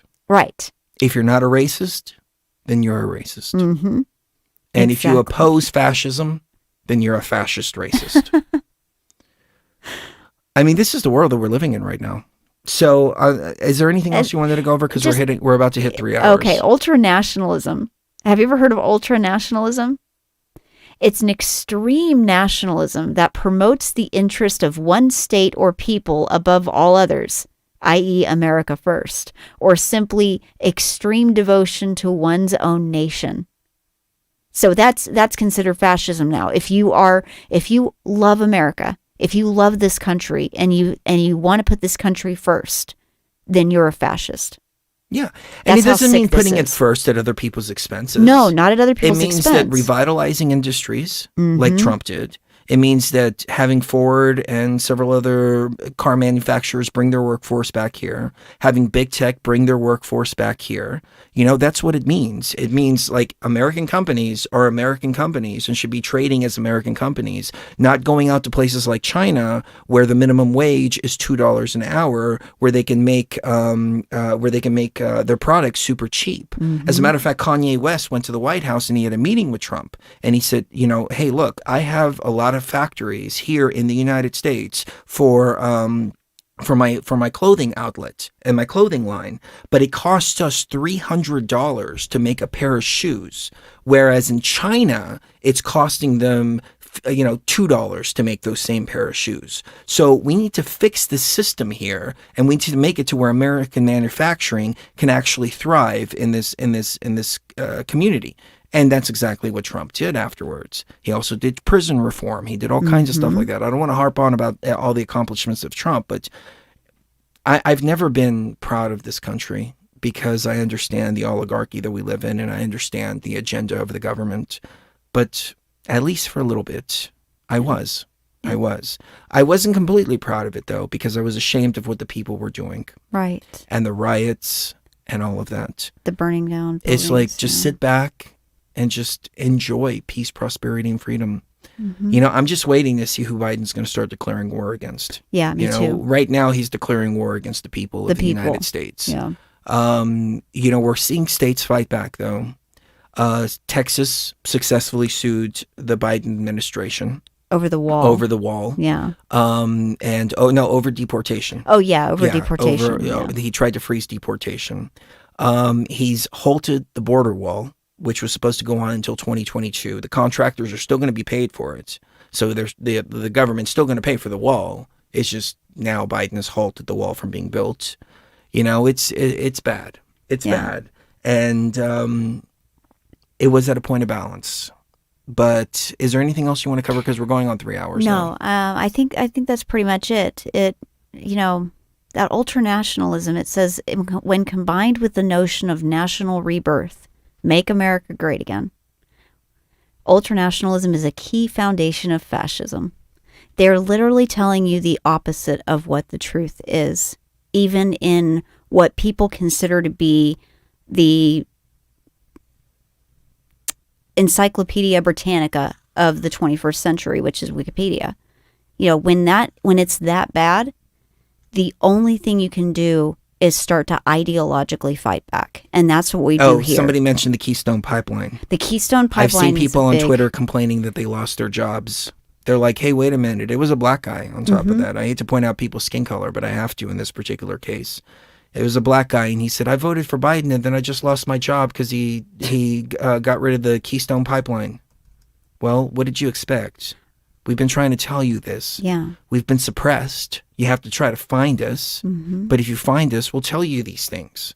Yep. You know, we're not going to bullshit you. We're not going to tell you something that's not true. We're not going to tell you something because of an agenda. We're not going to back somebody like Trump just because he's Republican or something like that. We're going to back him because we see what's happening with this country. More jobs, prosperity, peace, so on and so forth. You know, we're going to back anybody that does that. But we knew first thing Biden did when he got in office, jobs were lost, stock market manipulation, Bitcoin manipulation, corruption all up and down the line, Paris Climate Accord, which is going to result in more taxation. He's already talking about raising taxes on small businesses. The stimulus checks were $600. Trump was going for $4,000. Yeah. Trump was like, we need to compensate these people. We've put them through a lot of shit. Yeah. Biden administration comes in $600. Yeah, $600 stimulus check, which does what? I left a comment on his Twitter that said, you senile old man, $600 doesn't even cover rent in most places. Right. You know? Right. You know, not just that, but there's talk that they're going to send $2,000 a month to certain, populations that are considered refugees and things like that. They want to give them $2,000 a month while giving the American people one stimulus payment of $600. While trying to destroy small business, while trying to destroy all of that. Yep, And this all affects of us this all up and together. down the line. It affects the small business owners. It Mm-hmm. affects the people who are employed by those small businesses. It affects everything. And again, this is trying to destroy the upper middle class and middle class. Yeah. And create a super rich and a super poor. And because when you have a super rich and super poor, then you can't have anybody coming in and fucking with them like Trump did. See, and what they're also doing, and I know we need to wrap it up because I'm getting tired too.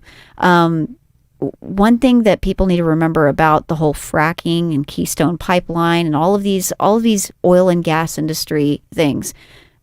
You know, I used to be against fracking because I saw a documentary about fracking, and in I think it was in Tennessee. It was in the hills of Tennessee, the mountains of Tennessee, the Appalachian Mountains.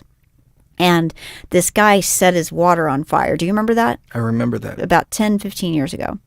Was it in Flint or was it in Tennessee? I think it was in that one was in Tennessee, I Okay. think. So what essentially that was a very cleverly crafted propaganda piece that was supposed to get people to automatically have a knee-jerk reaction against fracking. What they're doing with fracking, though, is they're offering those people a huge amount of money, way more than what their property is actually worth, in order to get them to leave that property. And then what they do is they still receive royalties every month or every year on the fracking, on the oil or gas that comes as a result of that fracking, and the revenue that they get from selling that. They get royalties every month. When Biden bans fracking, or when he bans the Keystone Pipeline or cancels that, what that's doing is it's also getting rid of all those royalty payments for all those people who gave up their homes, who gave up their land in order to get those royalties. They don't have them anymore now.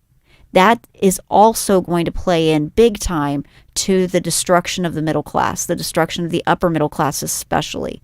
We don't have a perfect system. We never will. No. But we have a system that can work, and it was demonstrated over the last 4 years on how it can work. And it looks like we lost it. Yeah. But it's okay, because there's one thing they can never take away from us, and that's our hearts. And at the end of the day, like I said in the video, which was blatantly misquoted by this fact checker here. If I can pull it up here again. Yeah, this that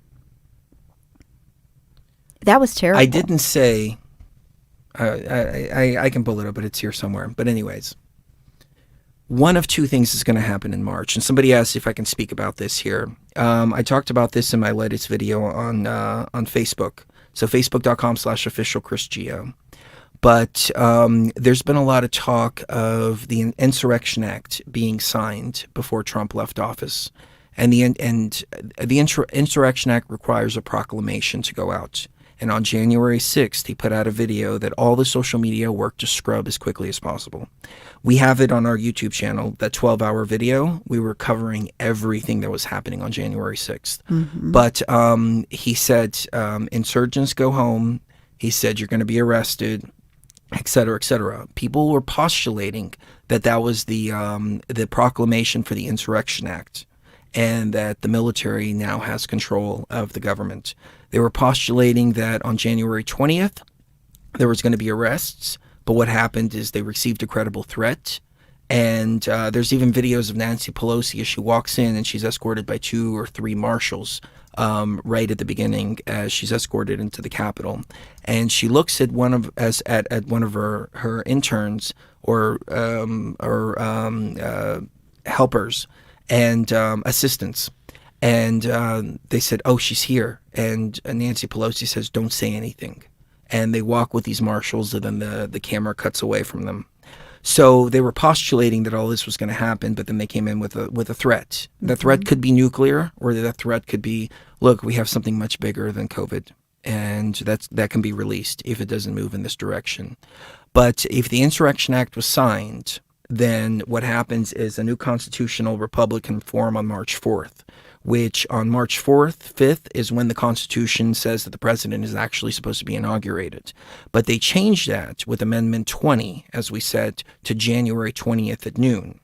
So I didn't believe this at first. A lot of people were talking about this, though. But then what happened is a couple days later, they said that the National Guard that are stationed there at the Capitol are going to stay until the middle of March. First, they were supposed to be ordered there from January 19th to January 24th, give or take a couple days. But then it changed to where they're going to remain there until the middle of March.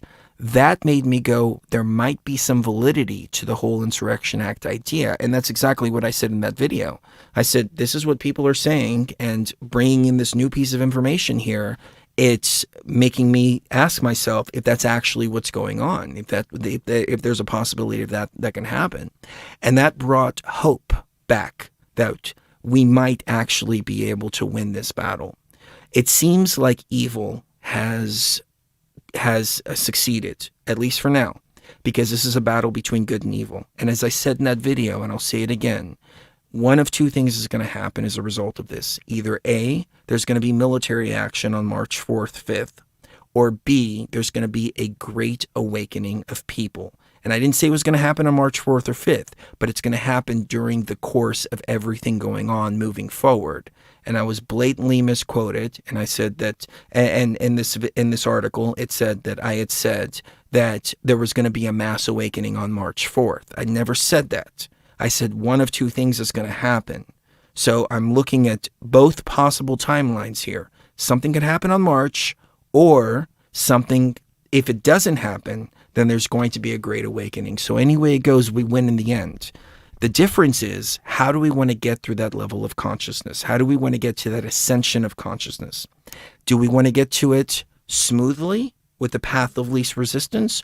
Or does the human consciousness have to be drugged through the mud and through the fire at the same time in order for that great awakening to happen? And that's what I said. And that was taken totally out of context, and that was completely spun by USA Today, as they always do. We've demonstrated, I think, really well how these fact checkers work today. But at the end of the day, we're going to win no matter what. It doesn't matter if Trump is in office or not. What matters is consciousness. Mm-hmm. Consciousness will wake up from this. There will be a great awakening one way or another. It doesn't matter what happens on March 4th. But when I saw that the troops were going to stay there until until the middle of March, mm-hmm. that started making me go, let me think in the other direction here. Right. But obviously that's not allowed, because then that gets fact checked with false information. So it is what it is. Fear not, ladies and gentlemen. That's the message that I want to leave you with, is fear not. Everything is happening exactly the way it's supposed to. It may not be happening the way we want. Right. You know, we've done a lot of energy work. We have tried to push things in certain directions, but if they're not meant to go in those directions, they're not meant to go in those directions. But I know one thing for sure. The spring is a time of a great awakening. And the spring, as a matter of fact, I have this on my phone here. I don't have, well, I guess I can use this cable here real quick to drag it up from the phone. But I want to show you something that I saw on NTD the other day. And this was a really interesting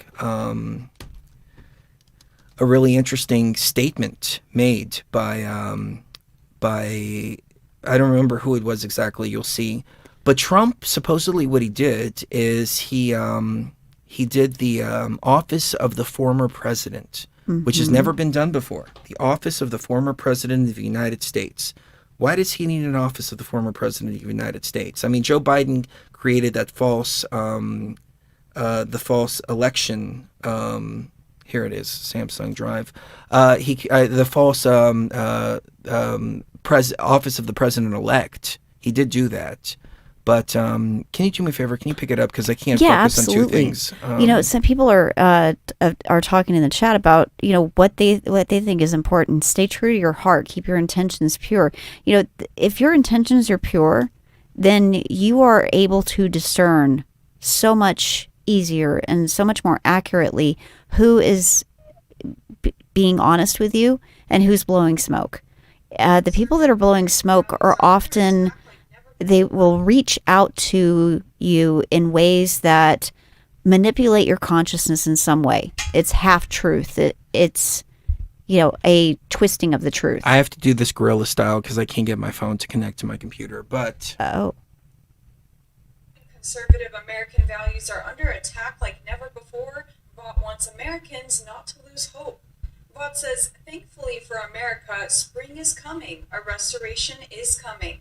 Reporting by Grace Coulter, NTD News. Conservative American values are under attack. spring is coming. Spring is A coming. great American restoration is coming in spring.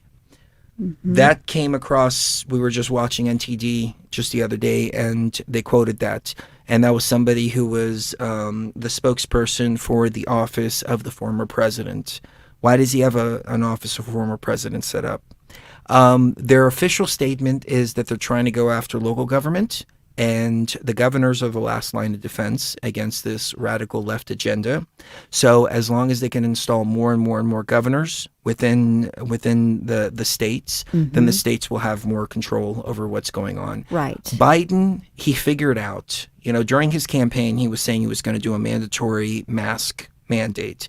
He at least figured out that he doesn't have the authority to do that. Right. So he tried to, make it look like there was, like all public transportation has to have masks now, to try to have the illusion of fulfilling the campaign promise. Right. But they don't have the authority on the government, on the federal level. So it's up to the states. Yep. But any way it goes, I want you to remember this, ladies and gentlemen. Everything is happening exactly the way it's supposed to. And just because it didn't happen with the Trump 2021 timeline, it doesn't mean that we're not going to win in the end. Consciousness will prevail. Freedom will prevail. And if we have to go through this weighing of the heart ceremony, the majority of the world is going to fail. But you know what? We're going to win in the end. And I'm 1,000% confident about that. And I want each and every one of you to remember that. But we have to stay true to our hearts, because this is the weighing of the heart ceremony taking place right now. Stay true to your heart. Stay true to your truth. Bookmark btvtribe.com. Right now it leads to our YouTube channel, but you'll always be able to find us with btvtribe.com. And we love each and every one of you. Thank you to everybody that joined us on Facebook. There were about 300 people that were watching live at the beginning. And we've got another 400 people watching live on YouTube. So we don't have the massive reach that USA Today has. We don't have the massive reach that Fox News has. But it's all by design. Right. Because as you can see, one video done from the car, 124,000 views. In 12 hours. Until USA Today gets a hold of it. And then now all of a sudden, suppression. And I want to stress this. Mark Zuckerberg, all of the other ones, trust me. Believe me when I say this. There's much more benefit to allowing people to speak freely than there is to censorship and suppression. Because that turns everybody off. Not just people like us who are out here speaking from our hearts. It turns off all the people that listen to us. It turns off all the people that are hungry for this type of information. It turns off all the people that want freedom, prosperity, and unity, and no wars. And I got news for you. It's the majority of people out there that think like that. It's a small portion who want the opposite. Right. Who want chaos. We don't want chaos. We don't want controlled stock markets. We don't want controlled social media. We don't want any of that. We want to be able to speak freely and pursue life, liberty, and happiness. And on that note, anything else you want to cover? Just that we love you guys, and I think we did a really good thing today by going into all of this and how it works and how the fact checkers operate. I think that's a key part of understanding the beast that we're fighting right now. Yeah. And I mean, a lot of people are of the mindset that if you're not shadow banned, then you're not speaking the truth. If you're not being fact checked, you're not speaking the truth. Right. It's switched. It's working against them. It's working against them. So kiss the one you love right now. You never know when the last time it's going to be. Remember, we are the ultimate powers here in our own reality. And as I've said before, no matter what happens during this whole Biden administration, if Trump comes in March and we have military tribunals, or if not, our own personal sphere is going to be just fine. Yeah. It's the NPCs, the non-player characters in the game.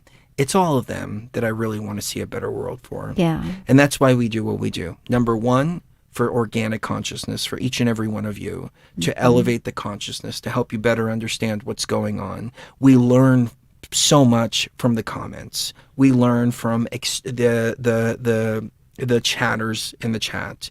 We learn from the callers. And we're going to do a call-in show maybe a little later today or tomorrow. I know people were asking us to open up the phone lines, but I don't like to make these videos super long, so we may do another one tonight or tomorrow, strictly for callers. Right. But we learn so much from each other. And this is the problem with the mainstream media and all these fact checkers, is they don't learn from other people. They don't take the time to investigate any of this stuff.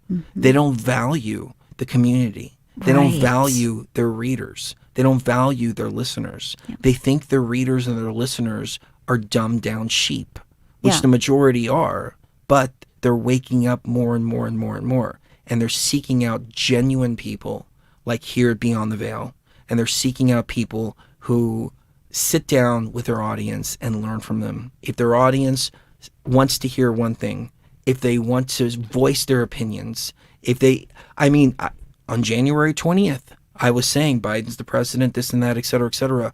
The callers were calling in and saying, Chris, think about this. Think about this.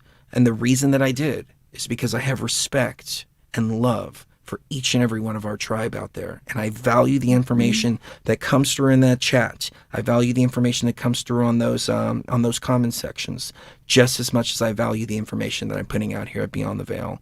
And I wish mainstream media would follow that example. They would be so much more valuable to humanity if they did, instead of the laughing joke that they are. So, y'all are doing fantastic. Yes, you are. You all are the tip of the spear. Yep. You all are the ones with the truest hearts. You all are the ones that are taking this to the next level. So don't fear not. Yeah. Everything is going exactly the way it's supposed to. Kiss the one you love right now. You never know the last time it's going to be. Thank you so much for hanging out with us. And anything else? I think we'll see you even further. Beyond the Veil. Love you. Love you guys.